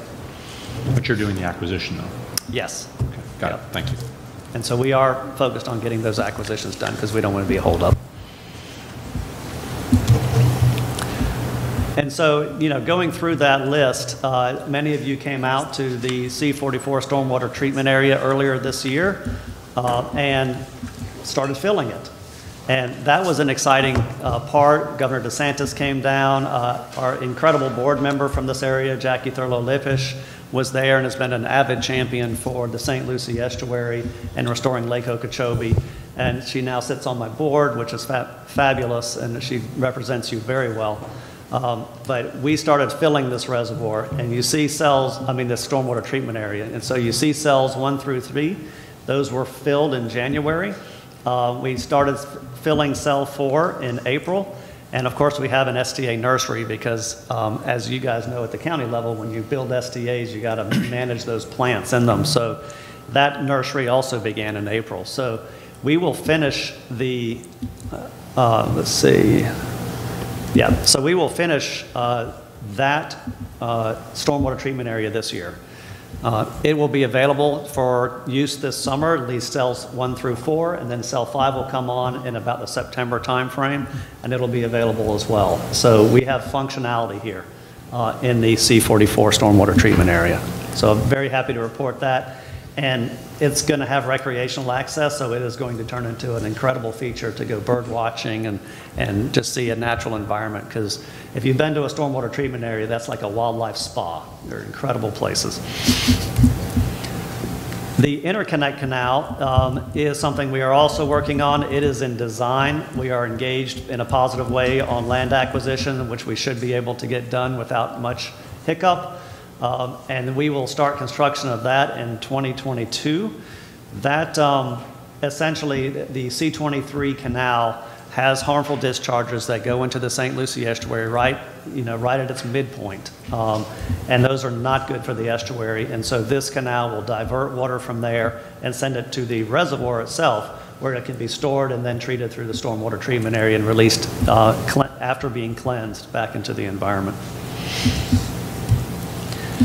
The C-25 reservoir, we are in charge of the land acquisition. We are getting that done, in order for the Corps to proceed with design and construction. So that's something that the Colonel will give you a greater information on that moving forward. It's a 5,000 acre-foot storage reservoir, and that intercepts discharges that goes to the Indian River Lagoon through the C-25 canal that comes out at Port St. Lucie. The natural lands component, that's one, it's been on the books with the authorization of the Indian River Lagoon South. We have engaged in land acquisition associated with the natural lands, and we've acquired, with certainly partnerships with local governments like Martin County, about 1/3 of the lands needed for natural lands. At the moment, the budgeting for land acquisition is primarily focused on projects and reservoir footprints and stormwater treatment area footprints. So right now there isn't funds being dedicated towards the natural lands piece, but that doesn't mean it's not an important project. And in fact, as we just switched the footprint for the southern reservoir on the C-23-24 reservoir, that freed up land that the district owns that is not going to be used for a reservoir, so we need to go through a process of looking at what that land could be used for, and there's many options associated with that. I think it's, I would be guessing at the acreage, but it's at least 1,000 or 2,000 acres of land that is now not going to be part of a reservoir. So the other piece, that's all the Comprehensive Everglades Restoration Plan components, but the other part that we invest in as a state and a district is the water farming, and that's a public-private partnership between the state, the district, and landowners to use their areas to store water, to pull water off of a canal that is discharging harmfully to the St. Lucie estuary and store that water for releasing slowly later. Calkins Water Farm we've used last summer when the lake, 2 summers ago when the lake was discharging, it was at full bore, pulling water off the C-44 canal. The 2 other water farms that are up in St. Lucie County, Bluefield Grove and Scott Water Farm, I think those are about to be permitted, and so they should move towards construction fairly shortly. And, Calkins Water Farm captures about 60,000 acre-feet of storage, and between Bluefield and Scott, I think it's on the order of 30 to 50,000 acre-feet combined. So that's decent storage. The other thing that we have to keep in mind is Lake Okeechobee discharges are devastating for the St. Lucie estuary and the Caloosahatchee estuary. And so it's important that we focus on building storage and ways to mitigate those discharges all around the lake, whether that's east, west, north, or south. And so we do have projects going on in the northern watersheds to try to catch water before it goes into the lake during the wet season, so that then we can have it later to meter it in the lake if we need it there. But it also prevents those harmful discharges, or can help reduce the likelihood of harmful discharges. And so it starts with the Kissimmee River restoration, where we are reconnecting the floodplain, and that floodplain stores about 100,000 acre-feet of water. And also rehydrating the northern lakes, that also can store another 100,000 acre-feet of water. And when you combine all this, an acre-feet is an acre of land with a foot of water on it. I think most of you speak acre-feet at this point. And that is, just to put it in context, the 1 foot of water on Lake Okeechobee is about 430,000 acre-feet. And so the more you add up this acre-feet, the more you're managing Lake Okeechobee water. And so the other part we have is also dispersed water management. Up in the northern watershed, Brighton Valley project, I think it's about a 30,000 acre-foot project, is coming online for this wet season. So we'll have access to that. And we have also received funding from the state to start building aquifer storage and recovery wells in the northern watershed. So we're going through the scientific process to vet and place those and figure out how to build them in a protective way that allows us to store additional water in the northern watershed. And then a very exciting development that happened during COVID, but we're just still working hard at the district, is we broke ground on the stormwater treatment area south of the lake associated with the Everglades Agricultural Area Reservoir. That's a 240,000 acre-foot reservoir that, when constructed, can really help out with harmful lake discharges and get water where it needs to go into the Everglades. And so we did break ground on the stormwater treatment area, and that's going to be about a 3-year project. And then we'll have another stormwater treatment area available to capture water out of the lake. So that's very exciting to us, and we were very happy to be able to pull that off in advance of the original schedule, and thanks to the Corps of Engineers for working hard to get us our permits and work hard to help us approve the design of the stormwater treatment area. So we're very excited to be ahead of schedule on that project. So I guess I would close with, I know that the Martin County and the staff at Martin County have worked hard to figure out how to adapt under COVID-19 operations. I could say the district has worked hard to do that as well, and I couldn't be more proud of the staff and how they have not been dissuaded by the challenges associated with the logistics of social distancing, and they continue to make progress on all the things that are very important to our communities, whether it's the land acquisition that we finished for the C-23-24 reservoir, the starting of the project of the stormwater treatment area associated with the EAA reservoir. It's just time and time again, they absolutely impress me on getting stuff done that will help our ecosystems. So with that, I'm happy to turn it over for any questions. Commissioner Smith. Drew, can you give us just somewhat of an update on C-43? Sure. So the C-43 reservoir is the reservoir on the west coast that helps intercept and capture water before it gets harmfully discharged to the Caloosahatchee estuary. We broke ground on that about 9 months ago, and so it is under construction. And it's going to be, I think, a 4-year project of construction. The thing that the C-43 reservoir does not have, that your reservoir has, is a stormwater treatment area. It doesn't have that. It doesn't have a water quality component associated with it. So as part of the governor's direction, we did start a feasibility study to try to figure out how to deal with water quality going in or out of that reservoir so that the Caloosahatchee estuary has that feature as well. And so where are we on that timeline relative to a presentation on the design or a concept on the STA portion? On the feasibility? We've had 4 public meetings. We've got a work group that oversees it. They should finish up their feasibility deliberations in, I think, October. So we'll know what that looks like. And it's not, we said, it's not necessarily an STA. Maybe it is, but it is, here's a big body of water. How do we deal with water quality in it? And let's get creative. Thank you. Commissioner Hurd. Yeah, the C-2344 interconnect, you said that you're in preliminary design. Have you acquired land? Not yet. We are in conversation with the landowners to make sure we have the right amount of land. It's about 100 acres of additional land to have the right width on the canal coming down to the C-44. So if you're doing preliminary design, do you know the location of the land? Yes, because we've had productive discussions with the landowner, we have that understood. Okay. And also the natural lands component, what needs to be done in order to move that forward? What impediments are there? Is anything besides money? So there's a couple of things. The Corps of Engineers does need a feasibility study. You know, like every SERP project goes through a planning process that ends in a PIR. It does not need that, but it needs some sort of feasibility study. The district is able to move out before that happens, and so then it comes to an appropriations. You know, so you could start doing something with appropriations, as I said, all of our appropriations are very much focused on arresting those harmful lake discharges right now. So that's not. Are there any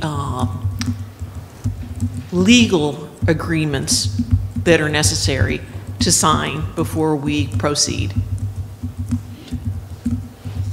So if the question is proceed with appropriations or things like that, probably not. Not with the Corps. If you're asking, I assume, about discussions with the Corps and agreements with the Corps of Engineers. Are there any project participation agreements that remain unresolved? There is. Let me check with the Corps. I think we would need a pre-project cooperative agreement to make sure we get cost share. But those are generally not that difficult to get. Okay, I'm particularly interested in pursuing this. I think that it's going to be one of the most important, significant, prescient, valuable components in all of SERP. It didn't seem like that when it was signed, when it was conceived 20 years ago, but things have changed a lot in the last 20 years, and with climate change and sea level rise and the continued degradation to our water here in Martin County and in South Florida, I think it's really has become a terrifically important component. And also, I just want to say thank you. I think that you've added so much value and leadership and excellence, and also I commend your board. You're doing a terrific job. Thank you. I second that. Thank you. Quick question on that topic. The feasibility studies that you would need, are those performed by South Florida Water Management or the Corps? It's the Corps, but we'll help them and we'll partner with them. Okay. Yes, it's the Corps of Engineers. Okay. All right. How does this proceed? Who's next? We have the Army Corps next. Okay. Sure. Mr. Bartlett is pulling up their presentation. I've got skills. Thank you. Good job. Thank you, sir. You have Colonel Kelly here to do the presentation.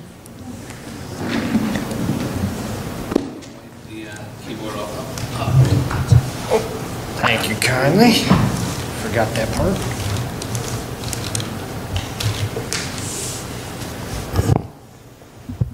All right, good morning. I'm Colonel Kelly with the Jacksonville District, U.S. Army Corps of Engineers. Great to be here today.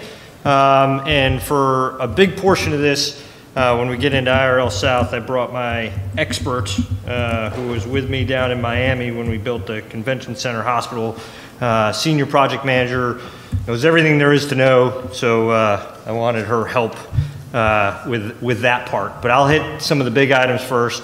First of all, this is just kind of what I'm gonna try to get through. We'll make it quick, and please interject with questions along the way as we get through it. Would just like to start by saying, the momentum continues.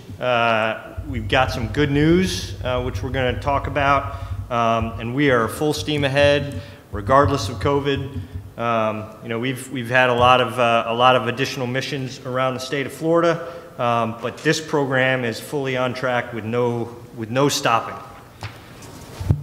So getting right into it, here's what we are allowed to talk about in terms of the FY21 budget. Took a little while to get the specific J sheets, which is there's the website at the bottom where we can get specific on it, and I've got another slide that gets after it. But the bottom line is, $250 million in the president's budget in FY21. So that is good news for the program. Ask a question? Yes, sir. It seems incredibly obvious, but I'll ask it anyway. So that 250 is above and beyond the 200 of last year. That's 200 for 20 and 250 for 21. Okay, that should not be glazed over. Not that you did. Yes, sir. I just, for everybody in the room and everybody who's watching, that 200 number last year was a really big number, and it was due to Commissioner Campy being in Washington and getting that done. But seriously, the commitment on that end was huge for us. That allowed projects that were going to be set back for years if that funding didn't happen to roll forward. And then the concern last year was that would we see another number like that? And that's why that 250 is a huge, important number. So thank you. Yes, sir.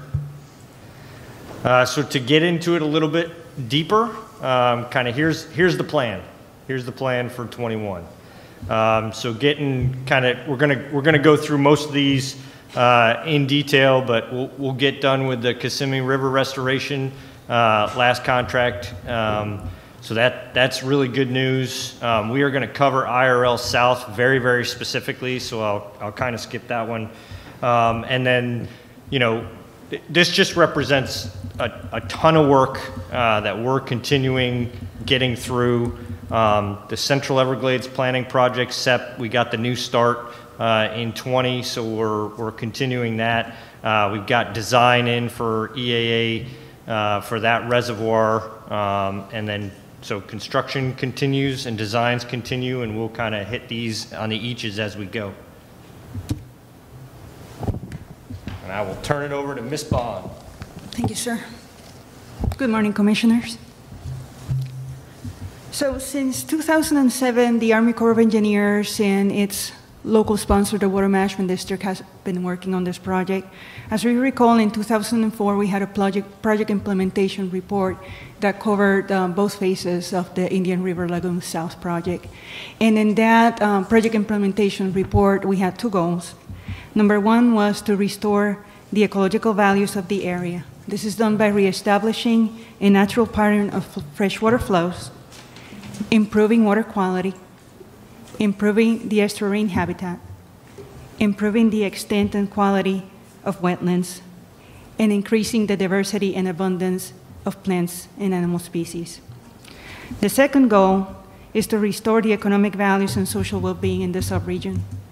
This is done by maintaining existing levels of flood protection, increasing water supplies in the C23, C24, and C25 basins, improving the opportunities for environmental education, tourism, and recreation, and enhancing commercial and recreational fisheries. Next, please.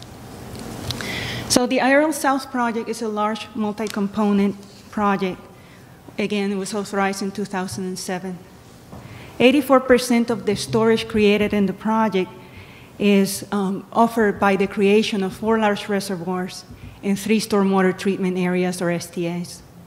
60% of the storage created by the project is done so by the addition of large natural storage areas, habitats, and water quality areas. That area covers 92,000 acres, of which 3,100 are for floodplain restoration.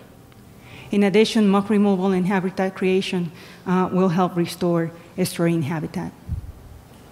The current project cost estimates is $3.5 billion as of 2018. Of this total, $917 million have been obligated through September of last year. The current fiscal year's budget is $7.5 million. And in the recently released fiscal year 21 President's budget, the Indian River Lagoon South project has an allocation of over $150 million. And I'll be talking about how those monies are parsed out. So there are three components of phase one that I'd like to cover in detail this morning.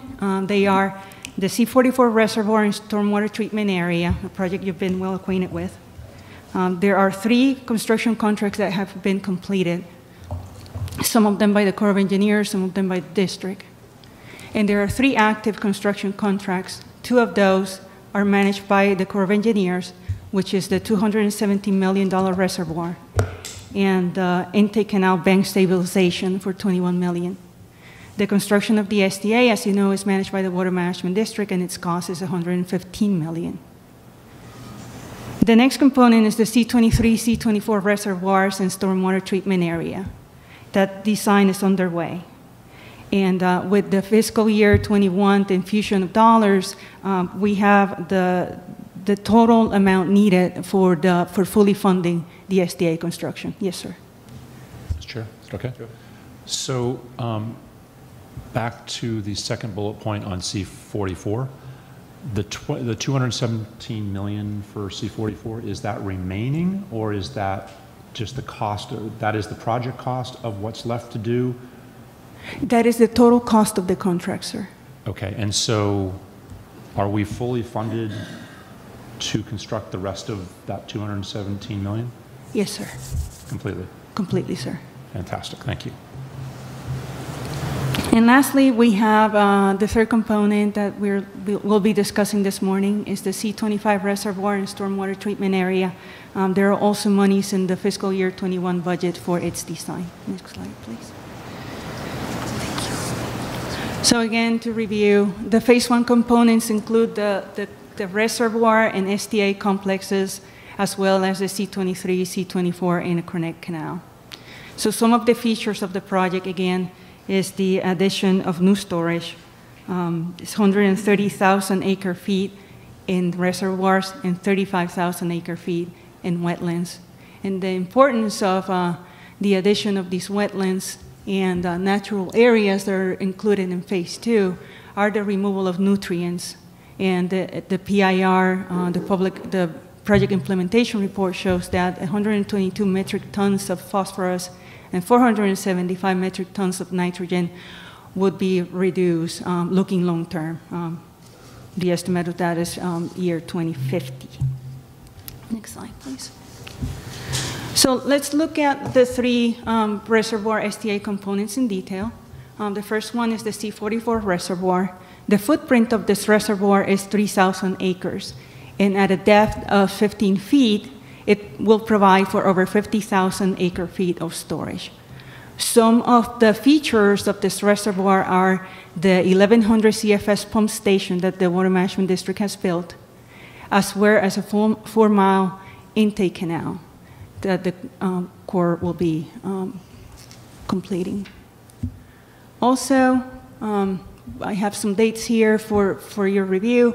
The reservoir construction completion is currently scheduled for August of next year, and the intake canal bank stabilization is planned for January of 2022. Part of this component is the C-44 stormwater and treatment area, which is being built by the Water Management District, and Mr. Bartlett covered. This stormwater treatment area covers 6,300 acres, and at an average depth of 1.5 feet, it will provide for nearly 9,500 acre-feet of storage. The construction completion date for the SDA is December of this year.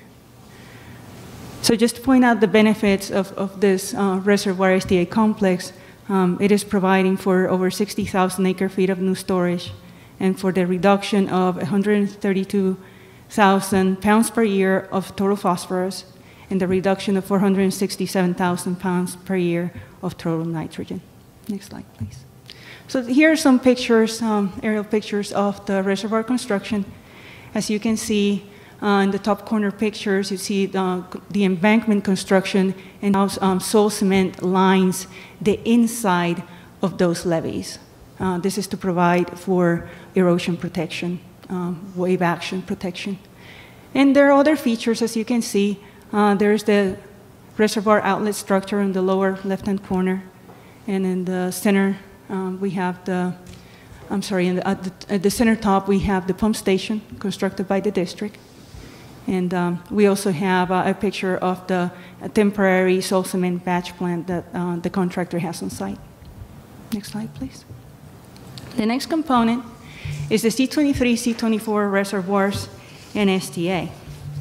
So in the President's budget, we have $130 million for the construction of the STA, as well as $3 million for its design. So that design is currently underway. For the stormwater treatment area, the cultural resources and the environmental surveys are also complete. And we are looking at completing that design next year, which would allow us to award a contract, a construction contract, in September of 2021. The two other components of the C23, C24 complex are the north and the south reservoirs. And for the north reservoir, the cultural resources and environmental surveys are complete. The design is currently underway, and we expect that design to be completed in 2022. For the southern reservoir, the cultural resources and environmental surveys are ongoing, and we expect to complete that design in 2024. So as a summary, the benefits offered by this complex are over 96,000 acre-feet of new storage, as well as the reduction of 53,000 pounds per year total phosphorus, and the reduction of 230,000 pounds per year of total nitrogen. Next, please. Lastly, we have the C25 reservoir and STA complex. Land acquisition is underway by the district. We cannot complete all of the surveys, environmental surveys, until all the lands are acquired. But we do have monies in the fiscal year 21 budget for the design of the reservoir and STA, so that is good news. The benefits of this reservoir STA complex are 5,400 acre-feet of new storage, as well as the reduction of 20,000 pounds per year of total phosphorus and the reduction of 164,000 pounds per year of nitrogen. Next slide. So in summary, this is a $3.5 billion program that is very well supported by Martin and St. Lucie counties.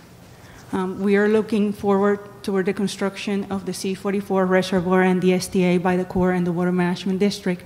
And we're moving forward with the design of the other two large STA reservoir components of Phase 1. And we have a new project management team on this project on the Corps side. I'm one of the project managers, the on-site project manager.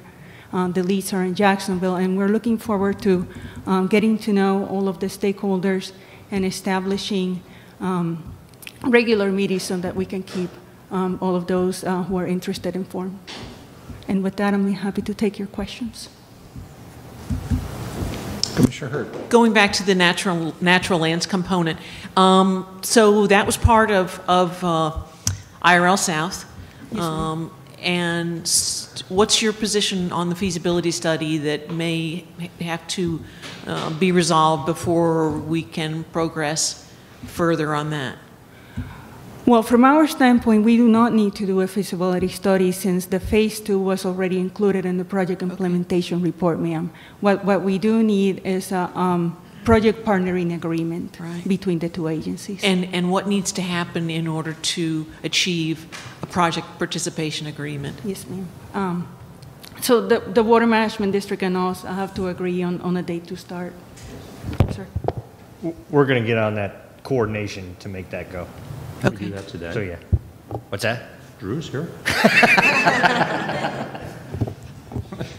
Just a pen and a paper. Yeah, it's just a pen and paper. Yes, sir. We've been eagerly awaiting the signatures on that agreement. And also, I just want to thank you so much for the your diligence and your focus on IRL South projects and the funding. It's nothing short of phenomenal. Thank you very much. Thank you, Mayor. Mr. Smith. Thank you. Ditto on that. I couldn't agree more, and I would ask that Chloe and the rest of our staff, if there is a way to communicate both to our delegation and to the president and thank them and tell them we are here to do anything needed to make sure that that $250 million sticks. Because at this point, I'm sure it's just his budget request, and Congress still has to approve, like they did last year. Yes, sir. This is just the president's budget. So, Chloe, if we can do that and communicate, I think that would be incredibly helpful. And then we will, when time allows us to go back to Washington again, we will certainly start working on that as we did last year for the $200 million that Ed was so gracious I'll speak to them. Allow us to get done. Consider it done. Equally important, and I hope you're going to give this same presentation to the 16 County Coalition when we get back together, because I think that was super informative in terms of the financial commitment and structure of it all. I know how important it is to see 23 and 24 and 25 to St. Lucie County, but it is, as you well imagine, it is super important to us as well, because everything that happens up there flows to us. And so we have been advocating for years for that series of the IRL South to happen. I didn't write down the page number, but was it 130 million that was committed to 23 and 24? It was like 3 or 4 pages back in your presentation. To the storm, sorry. 130 million of construction dollars committed to the C23, C24 stormwater treatment area. As well, Chloe, if we can add that into our support language and begging, pleading to make sure that that sticks. And I know it has incredibly frustrated St. Lucie County through the years that the funding and whatnot hasn't flowed the way it should, but it seems like that whole dynamic is changing, and I don't know how or why, but that's great. And so anything we can do on our end to support that, I think, is super, super important. And equally, I'm thrilled that even C25 is making it into design, and we're moving forward on that. So the only thing really left to do on the 2 are some acquisitions, I guess, that aren't going to stop the design phase, correct? That's moving forward. Do you have any idea where we are on the finalization of the acquisition? That would be a question for the Water Management District, sir. Okay. Yeah, Drew. Commissioner, I don't have all the details on those, but why don't I put together a chart for all IRL South and land acquisition components with that and get it back to you. And if you can have that in combination when we do the 16 county update, I think that would be super helpful. Yep, you bet. Awesome. You guys are, you know, your predecessors before you helped set up the table, but you are all rocking and rolling. I mean, it is amazing to see what's happening. And the commitment from Washington finally on the amounts of funding that is happening is nothing short of amazing. So thank you all very, very much.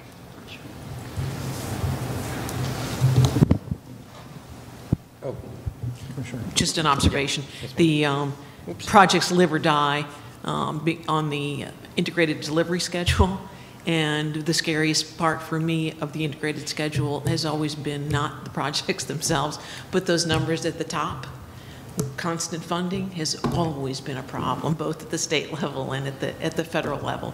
And we've just seen such a turnaround at the state level and at the federal level in order to make sure the numbers that we seek each year are staggering.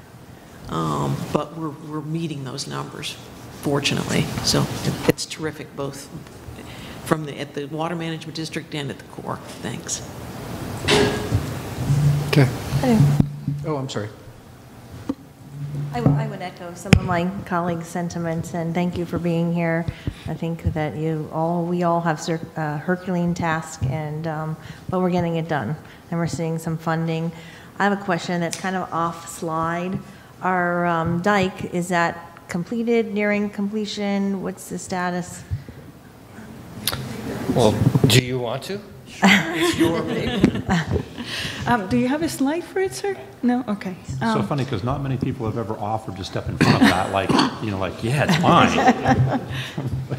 But I am happy to talk about the Herbert Hoover Dike, ma'am. So we had some very good news last week for the Herbert Hoover Dike. As you know, we've been working on replacing, thank you, sir. We've been working on replacing all of the federally owned culverts on the dike, and we have awarded all those contracts already. All that construction is underway. Many of them have been turned over. But the last large component of the dike rehabilitation is the construction of the cutoff wall on the southern side of the lake, including a portion on the west at Lakeport. So just last week, we awarded the last of 5 contracts. So all of those sections of the dike are now under contract, and we are tracking towards a December 2022 completion for construction for all of the program. Fantastic. Thank you, sir. So a lot of the sections of the dike that you're doing now contain the seepage barriers that you're doing? Yes, it's the section of the dike, say from 3 o'clock to 6 o'clock. That is Reach 1. The dike has already been reinforced with the cutoff wall. So now what we're working on, and those are at different stages, since these contractors, the one who started at the Miami Canal, they've been working for about a year. So all the other ones are moving along likewise. So once they're done in December of 22, there will be a continuous seepage barrier all the way from Port Mayaca towards Moorhaven, and then a portion in Lakeport. With that seepage barrier, do you expect that it certainly is going to hold the water and not let it seep, that we would receive even greater discharges because that water isn't seeping down? So that's going to be held in a bowl, basically. And so is that water going to be additional water that we're going to be see released down our C44 or C43? So I've got a slide on that at 2 more on LOSUM. So that's the schedule, which is going to address how we are going to manage the lake levels once the Herbert Hoover Dike is complete. So I could do that right now. But the anticipation is that those seepage barriers is going to hold the water more in the lake. Go ahead. Right? You want to do the engineering department? So this barrier is a partial cutoff wall. So it's not meant to stop seepage. It's meant to drive it further into the ground and out. So it doesn't mean to stop the seepage completely, other than relocate its path. So it is permeable, and so we can expect that some of that water is going to filter. The barrier itself is not, its permeability is very, very low. What happens with the seepage is that once it hits the wall, it moves down into the ground, passes underneath the seepage barrier, and out land side of the lake. So the seepage is not stopped, rather moved away from the dike, just preventing that internal erosion that has been such a problem for so many years. So maybe on a side note, outside of this, I think you did a great, IRL South SERP presentation. I would love to hear more about that on maybe a different meeting or a side note. Sure. And general answer to your question. So it's not a barrier to address seepage. It's a barrier to rehabilitate the dike for flood control, to prevent water from going through the actual dike, which would then erode and cause potential dam failure. So it's a wall to prevent the dam from failing. It is not a hold more water wall. So we call it a cutoff wall. Same kind of words, but right. I hope that kind of gets to what you're talking. And then just two quick things, just as an update. I didn't know if usually I get asked to talk about these. Bottom line with the lake this year, this is just a simple pictorial I try to show. So this year the lake is low again. last year, the year before, we had a very deliberate, intentional reduction of the lake level for lake ecology, especially following the algae issues of 2018 that Drew opened up with. This year, as we had kind of the driest September and the shortest wet season, we came into to this year a little bit differently, and we have been retaining water or conserving water in the lake for the most of the time, and still offering what we could in terms of beneficial flows to the Caloosahatchee. Right now, it looks like we're going to end up pretty close to where we were last year, which is good news in terms of not bottoming out, and also the prognostications for May are looking real good. So it looks like we're going to have a decent ease into the wet season, which we think potentially could come a little sooner. And we'll be in a great position not only for releases this year, but for hurricane season. And then finally, just wanted to give a generic update on the Lake Okeechobee System Operating Manual. So to go immediately after the HHD kind of update, we're going to be done in 2022, and one of our goals is to make sure that as soon as we're complete, we can operate a new schedule that incorporates the ability for the dike to be reinforced. So as we all know, in 2008, we had to make some adjustments based on the dam safety issues. Those are getting done. So what we're doing now is we're making sure that as soon as that rehabilitation is done, we can make a schedule that incorporates all the different uses for Lake O water more effective. And so we are going through that very, very deliberate process. We've been able to keep our schedule, and we've been able to keep up the communication during COVID. It takes about 32 to 35 minutes to do roll call for every one of our PDT meetings.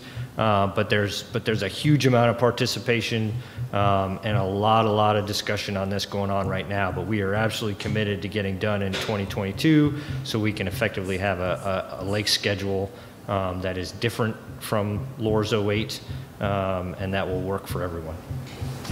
And that is, and then I apologize, one last piece, just for an update. So the Everglades agricultural area, as we know, the 203 report was done, and we had promised to be complete with the report as asked by Congress to address a bunch of different issues. We will have that done this month, very, very shortly. So that'll be announced coming up as soon as that gets agreed to by the Assistant Secretary of the Army. So we're working the final stages of that, but have no problems with the time frame for May. And then after that, we've got an executed pre-partnership agreement and work funding for that. And that's all I have. Commissioner Smith. Yeah, one comment, one question. Again, thank you for everything you were all doing. It's amazing sitting here after all this time, seeing everything actually happening. And the dike thing is just way too cool. We're almost done with that.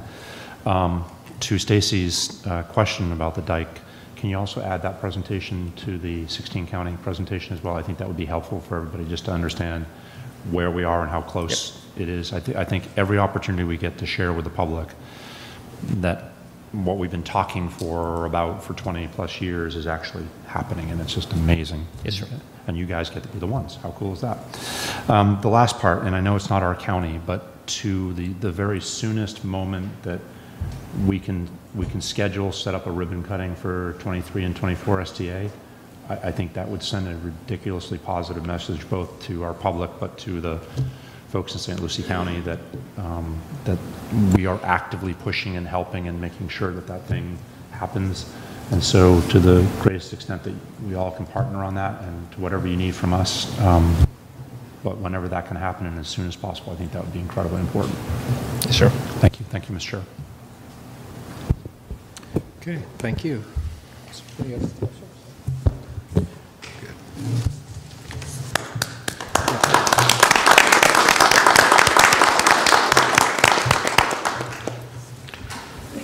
was going to jump to Publix since we have Publix folks in the room, but I don't see Ms. Joes. So can you call Ms. Joes while we do our She board may be appointments? sitting up there. Is she? You want to see if she's sitting up?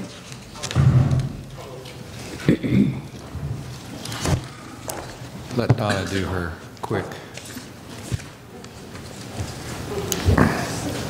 Yeah, you can do Is he leaving or? You want something to like do, you that, or- want to do the neighborhood advisory? Yeah. We have staff sitting in the library on the long table Okay. so that they can separate, and so he's just going to see if she's there. Ms. Okay. Joes. Well, in the meantime, Donna, do we have a? Oh, sorry.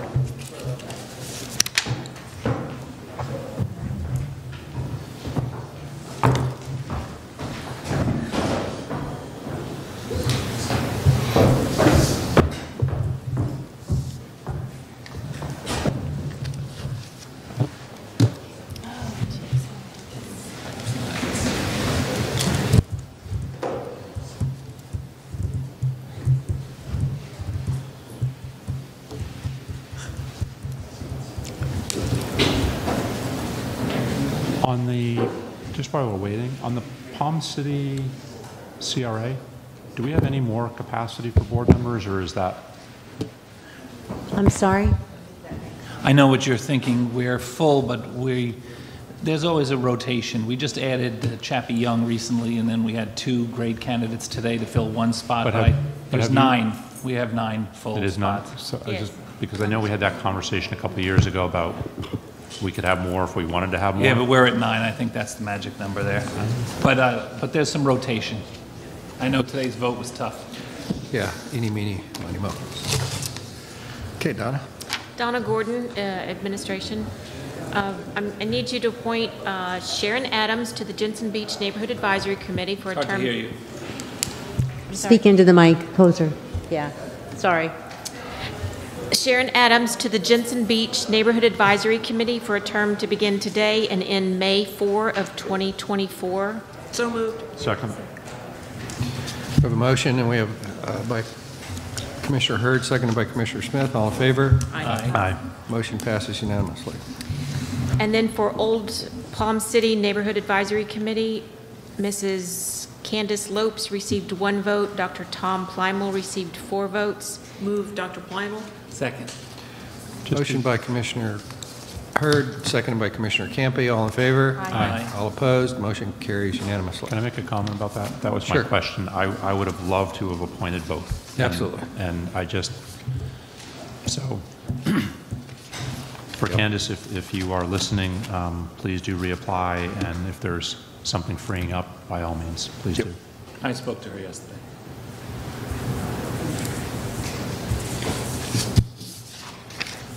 Okay. That's it. Moving on to Public Hearing 3, legislative public hearing to consider adoption of comprehensive plan text amendment, CPA 1921, public supermarket text. Maria Jones.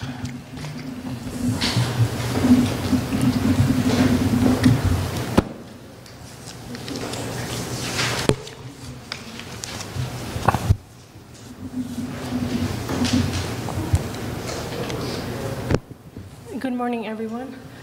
Can you hear me? Yeah, you're going to have to speak, like, either pull it closer to you or, Oh, okay. no, the mic.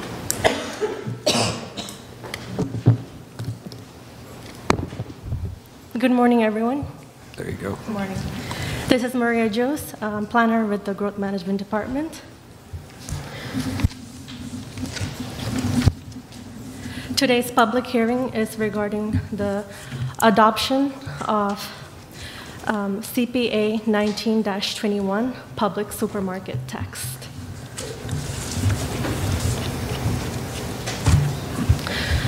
The CPA was brought to the local planning agency on February 6th, where the LPA voted 4-0, recommending approval.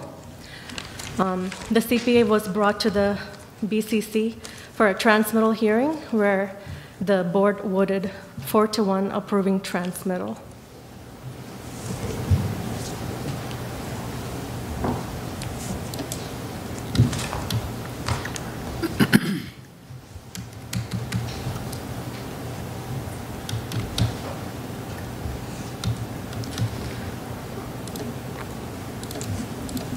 Put the num lock on.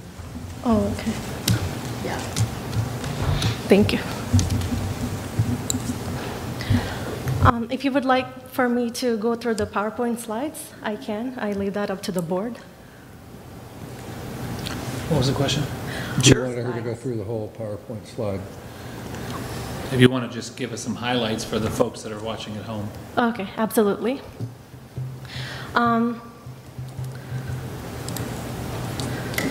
The proposed text amendment is to Figure 4-2, urban service districts, and Figure 11-1, areas currently served by the regional utilities of the comp plan.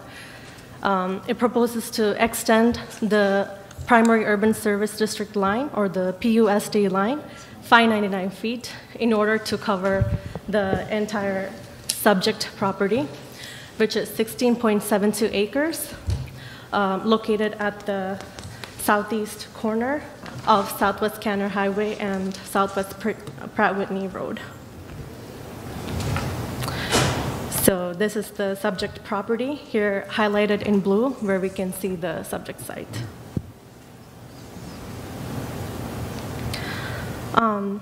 According to the comp plan, commercial land use designations belong in the primary urban service district, not outside of it. Therefore, it is necessary to pair the concurrent, there's a concurrent future land use map proposal, proposing to change the subject property from the agricultural portion to general commercial, with the proposal to extend the primary urban service district so that both will be consistent. So a portion of the subject parcel is outside the primary urban service district, shown in yellow hatching, including some land that is designated as commercial, general commercial. The applicant also proposes a site-specific amendment to policy 4.1B2 to establish sub-area development restrictions for the subject property, shown below as underlined text. So the development of the tract of real property, where they've described the subject site, the maximum intensity of uses on the subject property contained within a building or buildings shall not exceed 63,810 square feet.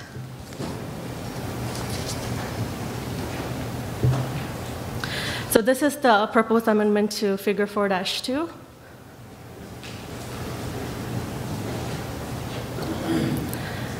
And this is the proposed amendment to Figure 11-1, where the expansion will occur. Members of the board, my name is Clyde Doolin. Maria, would you also show them the supplemental memo that made a minor adjustment to the text proposed by the applicant? Yes.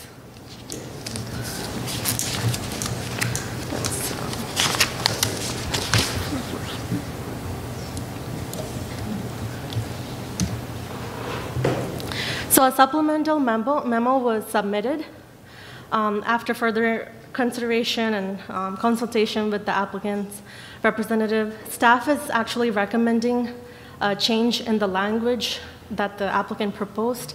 Originally, the proposed language said the maximum intensity of uses on the subject property contained within a building or buildings shall not exceed 63,810 square feet. But after considering this, staff recommends a language that's a bit more clear. So this is the language that staff is recommending. The subject property shall be limited to a maximum of 63,810 square feet of gross floor area. So I leave that up to the board if we can go with, whether we want to go with the staff's recommendation.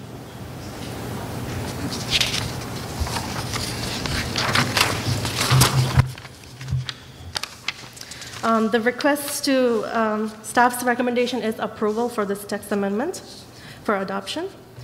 The request to extend the PUSD line 599 feet east covers only a total of 7.57 acres, which is not a significant amount of land. Existing and anticipated urban future land uses to the north and west of the subject site are within the primary urban service district. Martin County Utilities has water and sewer lines across the street from the subject site. and is capable of serving existing primary urban service district and the proposed expansion of the primary urban service district.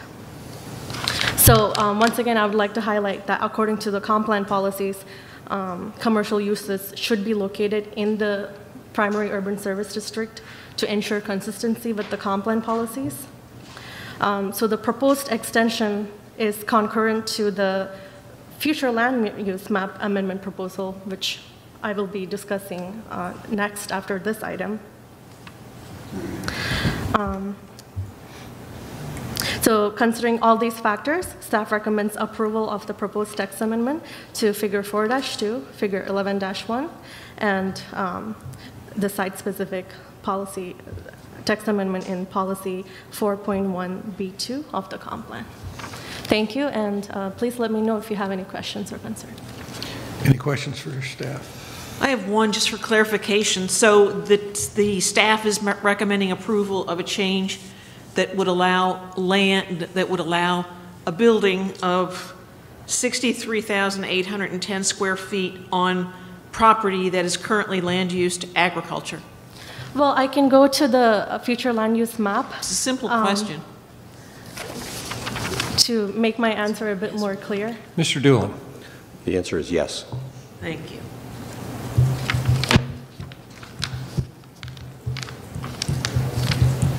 Any other questions? Okay, Mr. Raines.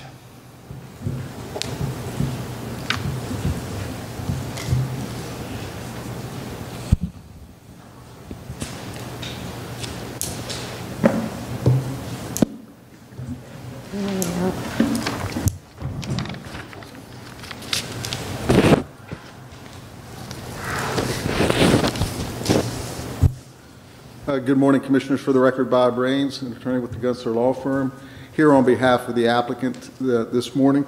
And I would like to begin with, have the record reflect that I do have with me the proof of notices to the surrounding property owners for this matter, and that I'm turning those in at this time to the clerk.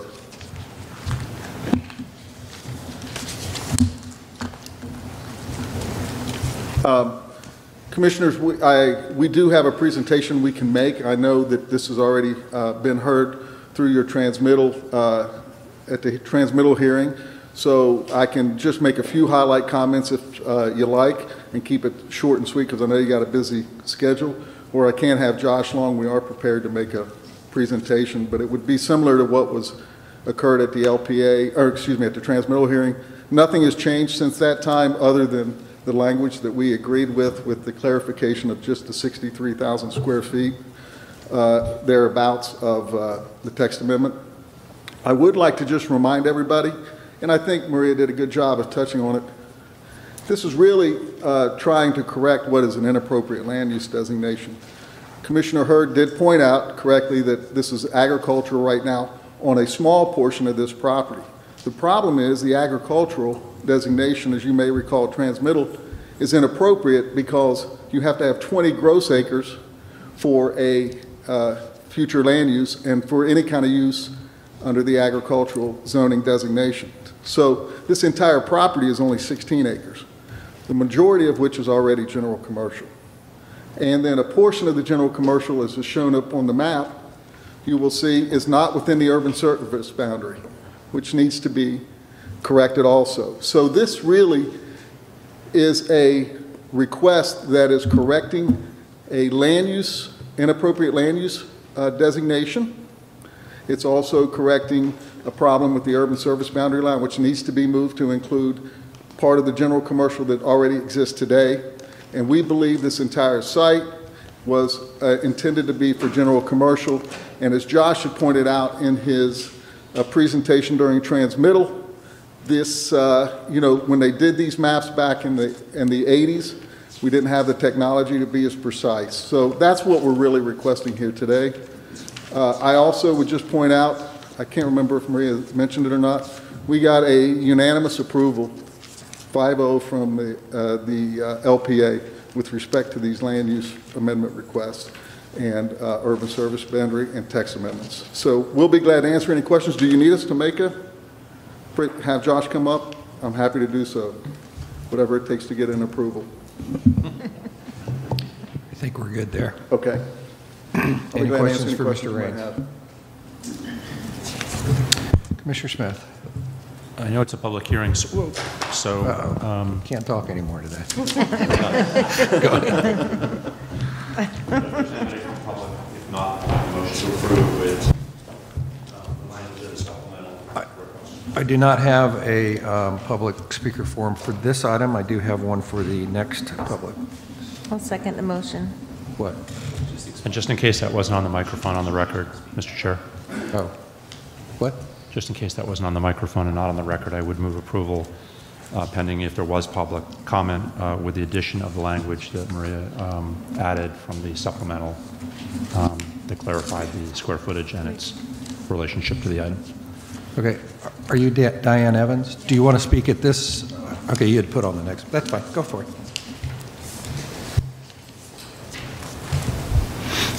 I'm Diane Evans, and I live off Pratt and Whitney, and I am opposed to the rezoning from agriculture and residential to commercial.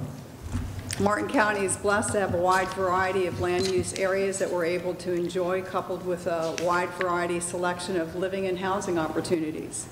As our county population continues to increase, the resulting pressures on our infrastructure and the adverse impact on our natural resources are continually experiencing waterways, inlets, intercoastal, and ocean resources to have poor water qualities.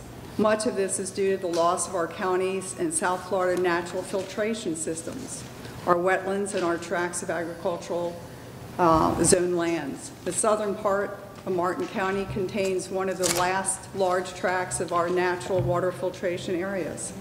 Over the past few years, this area has continually been under attack by all flavors of developers. The rezoning of this corner of our natural water filtration area is just one tip of the iceberg. Everyone knows that this will simply lead to more and more development in this area, and eventually your large water filtration systems will be gone. People will wonder why the Intercoastal has so many more algae blooms and red tide days because of this. Please don't give in to the pressure or perceived money benefits. In the end, this county that we call home will become less and less desirable, a place to call home and an environment to enjoy. Therefore, I oppose the rezoning to commercial of the CPA 19 through 22. Thank you. Okay, is there anybody else that would like to speak on this item? With that, we have a motion by Commissioner Smith. Second. Seconded by Commissioner seconded King. Oh, you already did it? Yeah. Sorry, you're third. Motion by Commissioner Smith, seconded by Commissioner Heatherington. All in favor? Aye. All opposed? Opposed. Motion carries 4-1. Commissioner Hurd dissenting. Moving on to public hearing number 4. Legislative public hearing to consider adoption of the Comprehensive Plan Amendment, CPA 1922, Public Supermarket Future Land Use Map.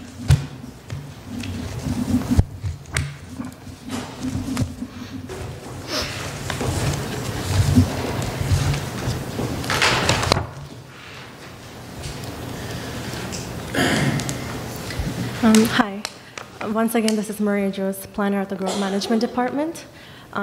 So this proposed amendment, CPA 19-22, is the proposal for the future land use map change that is concurrent with the previous item, which is CPA 19-21, the text amendment. I can once again quickly go through the slides and cover the important information. Please do.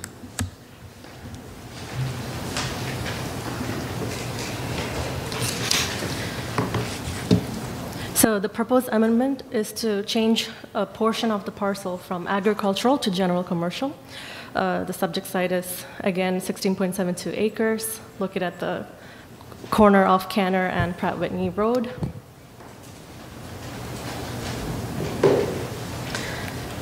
Six acres out of the total 16.72 acres is agricultural, shown with the black hatching.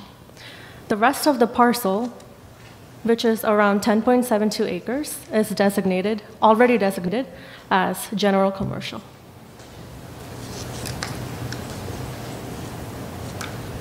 This is the current future land use map showing the current future land use designations in the surrounding properties. In the north, we have some residential estate density and limited commercial in the north. Florida Golf Club and self-storage warehouse is located here. To the south, we have vacant agricultural acreage. So the future land use is agricultural to the south. To the east is also agricultural, and agricultural, it's being used for pasture. And towards the west we have general commercial future land use, where there's a Sunoco gas station with 7-Eleven, and also some limited commercial future land use, and residential estate density, which is 2 units per acre. So the proposed land use designation is generally compatible to the neighboring parcels and their land uses. This proposal meets 13 out of the 13 criteria that discourages urban sprawl, and also meets 8 out of the 8 additional criteria that discourages the proliferation of urban sprawl. Out of the total 16.72 acres, 10.72 acres of the site, which is the western portion, is already designated, western portion is already designated as general commercial. It already contains the necessary infrastructure, such as water and sewer provisions, and is located adjacent to major arterial roads, which is Southwest Canner Highway. So considering everything, staff recommends approval of the proposed change from agricultural to general commercial future land use designations. If you have any questions, please let me know. Thank you. Any questions for staff? Commissioner Hurd. Oh, sorry. Oh. Old sign. Okay, old sign. Mr. Raines. Well, I have to state for the record, again, Bob Raines here on behalf of the applicant, and I do just need to state that the notices that I turned in previously for this was with respect to also included this agenda item as also the rezoning, which will come up again shortly. I just would like to point out real quick again, just to emphasize, if you look at this map, and it's a great map, you'll see that green area, again, the agricultural is an inappropriate land use designation. Something has to be done with that. So the only question before you is which is the most appropriate. And we agree with staff, the general commercial. There's no reason to put a split land use on this property, and the general commercial is the right land use designation, given the majority of property is already that. So again, we'll be glad to answer any questions or make any questions for Mr. Raines? Seeing none. Any public comment? Yes, Mr. Stokas. Good morning, Mr. Chair. First, public comments from Carrie Meyer. Martin County is blessed to have a wide variety of land use areas that we are able to enjoy, coupled with a wide variety selection of living and housing opportunities. As our county population continually increases, the resulting pressures on our infrastructure and the adverse impact of our natural resources also continually increase. Our county's waterways, inlets, coastal and ocean resources are continually experiencing increased poor water quality issues. Much of this is due to the loss of our county's and South Florida's natural filtration systems, our wetlands, and our tracts of agriculturally zoned lands. The southern part of Martin County contains one of the last large tracts of our natural water filtration in the area. Over the past few years, the area has continually been under attack by all flavors of developers. The rezoning of this corner and our natural water filtration area is just the tip of the iceberg. Everyone knows that this will simply lead to more and more development in this area, and eventually your last large water purification system will be gone. People will wonder why the Intercoastal has so many more algae bloom and red tide days. Please don't give into the pressure and perceived monetary benefits. In the end, the county we have call home will become less and less desirable, and a place to call our home and an environment to enjoy. For this reason, I am opposed to the rezoning of rezoning to commercial as requested by CPA 19-22 Public Supermarkets. Sincerely, Carrie. Next public comment is from Diane Mayar. I am very upset that the county is considering changing the zoning on the Canner Pratt Whitney from R3A and A1 small farm district to general and commercial usage. This is not Miami Beach, and I moved to Martin County so that zoning would not be changed because big businesses want it. We have a Publix less than 10 minutes away, more concrete, more sewage waste, more runoff, more traffic, more heat-absorbing concrete and huge buildings to raise temperatures, and more storm water to carry more pollutants to our already taxed infrastructure and water bodies. If I wanted Fort Lauderdale, I would move there. Please do not change the zoning and destroy another beautiful natural area. Zoning was in place for a reason. Please keep commercial on A1A and the already earmarked commercial zones. Most appreciative of your time and consideration. And that, Mr. Chair, is all the public comment we have for this item. Okay. Commissioner Smith. Thank you, Mr. Chair. I move staff's recommendation. Second.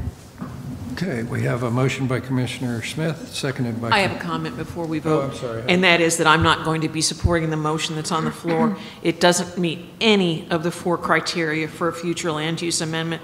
The overwhelming preponderance of nearby lands are agricultural. This certainly is an appropriate land use. It should be land used agriculture, like the overwhelming lands adjacent. Okay. Rewind. Motion by Commissioner Smith, seconded by Commissioner Heatherington. All in favor? Aye. Aye. All opposed? Opposed. Motion carries 4-1. Commissioner Hurd dissenting. Mr. Chair? Yes, sir. Would you consider PHQJ1 next, which is the rezoning for the same property? Yes, sir. That's where I was going. It is lunchtime, but I think we'll power through this before we take a break. Okay, quasi-judicial number 1. Public hearing to consider amendment for the Martin County Zoning Atlas to change the zoning district for CPA 1922 Public Supermarket Future Land Use Map. Ms. Jones. Oh, wait a minute. Hold on a minute. I got it. Okay. Commissioner Smith, do you have any discussion? I have them and they're filed. Okay. Commissioner Heatherington? I have, and they've been filed. And if I have them, they've been filed. Commissioner Campy? I have some, they've been filed. Commissioner Hurd? I don't believe I have any, but if I have, they've been filed. Okay. Has all the notices in your work history been turned in? Yes. For the record, this is Maria Jost, planner with the Growth Management Department. For the record, I am turning in the copy of the agenda item along with my work history. Thank you. You want to? Yeah. Well, I haven't. Geez. Okay. Everybody that is providing testimony, please stand and be sworn in.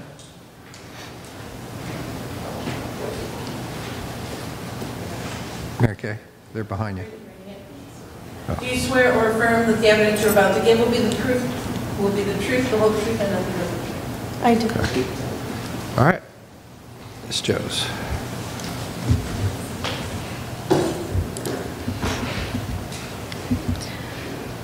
Good afternoon, everyone. This is Maria Jost again. This item is the rezoning item that's concurrent to the future land use map amendment that was discussed previously. So this item is for the rezoning where it's regarding the zoning district that can be decided upon, which implements the future land use. Since the future land use amendment that was voted by the board was general commercial, the zoning districts that implement the general commercial future land use are GC and CC. GC is general commercial district, CC is community commercial district. The applicant is requesting for GC.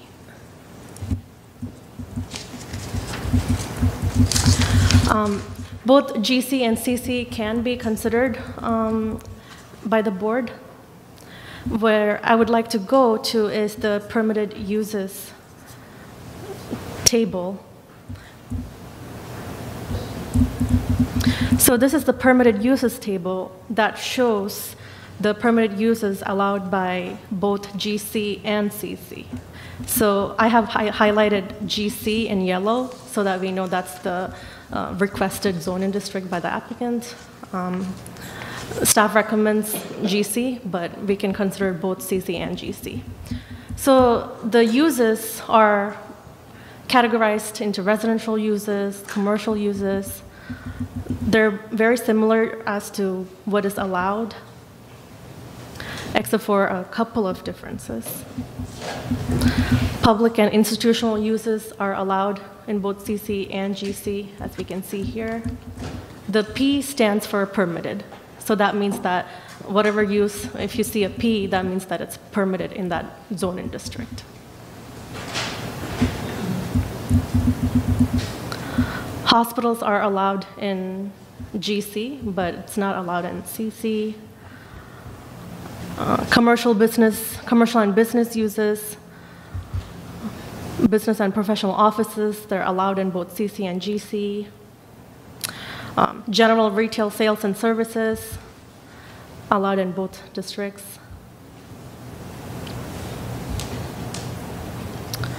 Restaurants are allowed in both. However, restaurants with drive-through facilities is only allowed in general commercial. Restaurants without drive-through is allowed in CC and GC.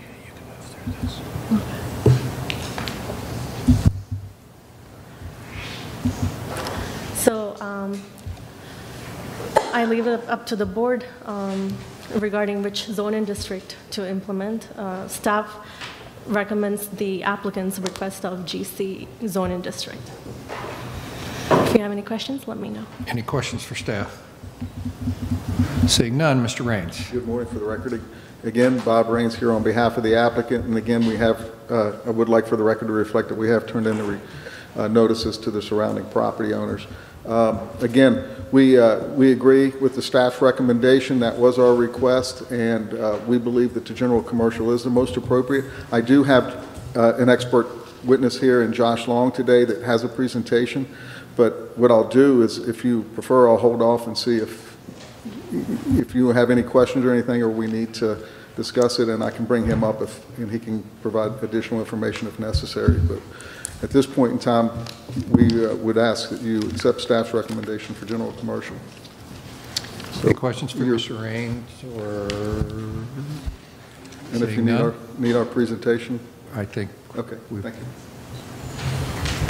Commissioner Smith. Mr. Chairman, pending public comment, I would move staff's recommendation for general commercial. Okay, do we have any public comment on this item? I have no sheets. Seeing none, motion by Commissioner Smith. Second. Seconded by Commissioner Hetherington. All in favor? Aye. All opposed? Opposed. Motion carries 4-1. Commissioner Hurd dissenting. We will now take a break for lunch. See you at 1:30. Thank you. Thank you.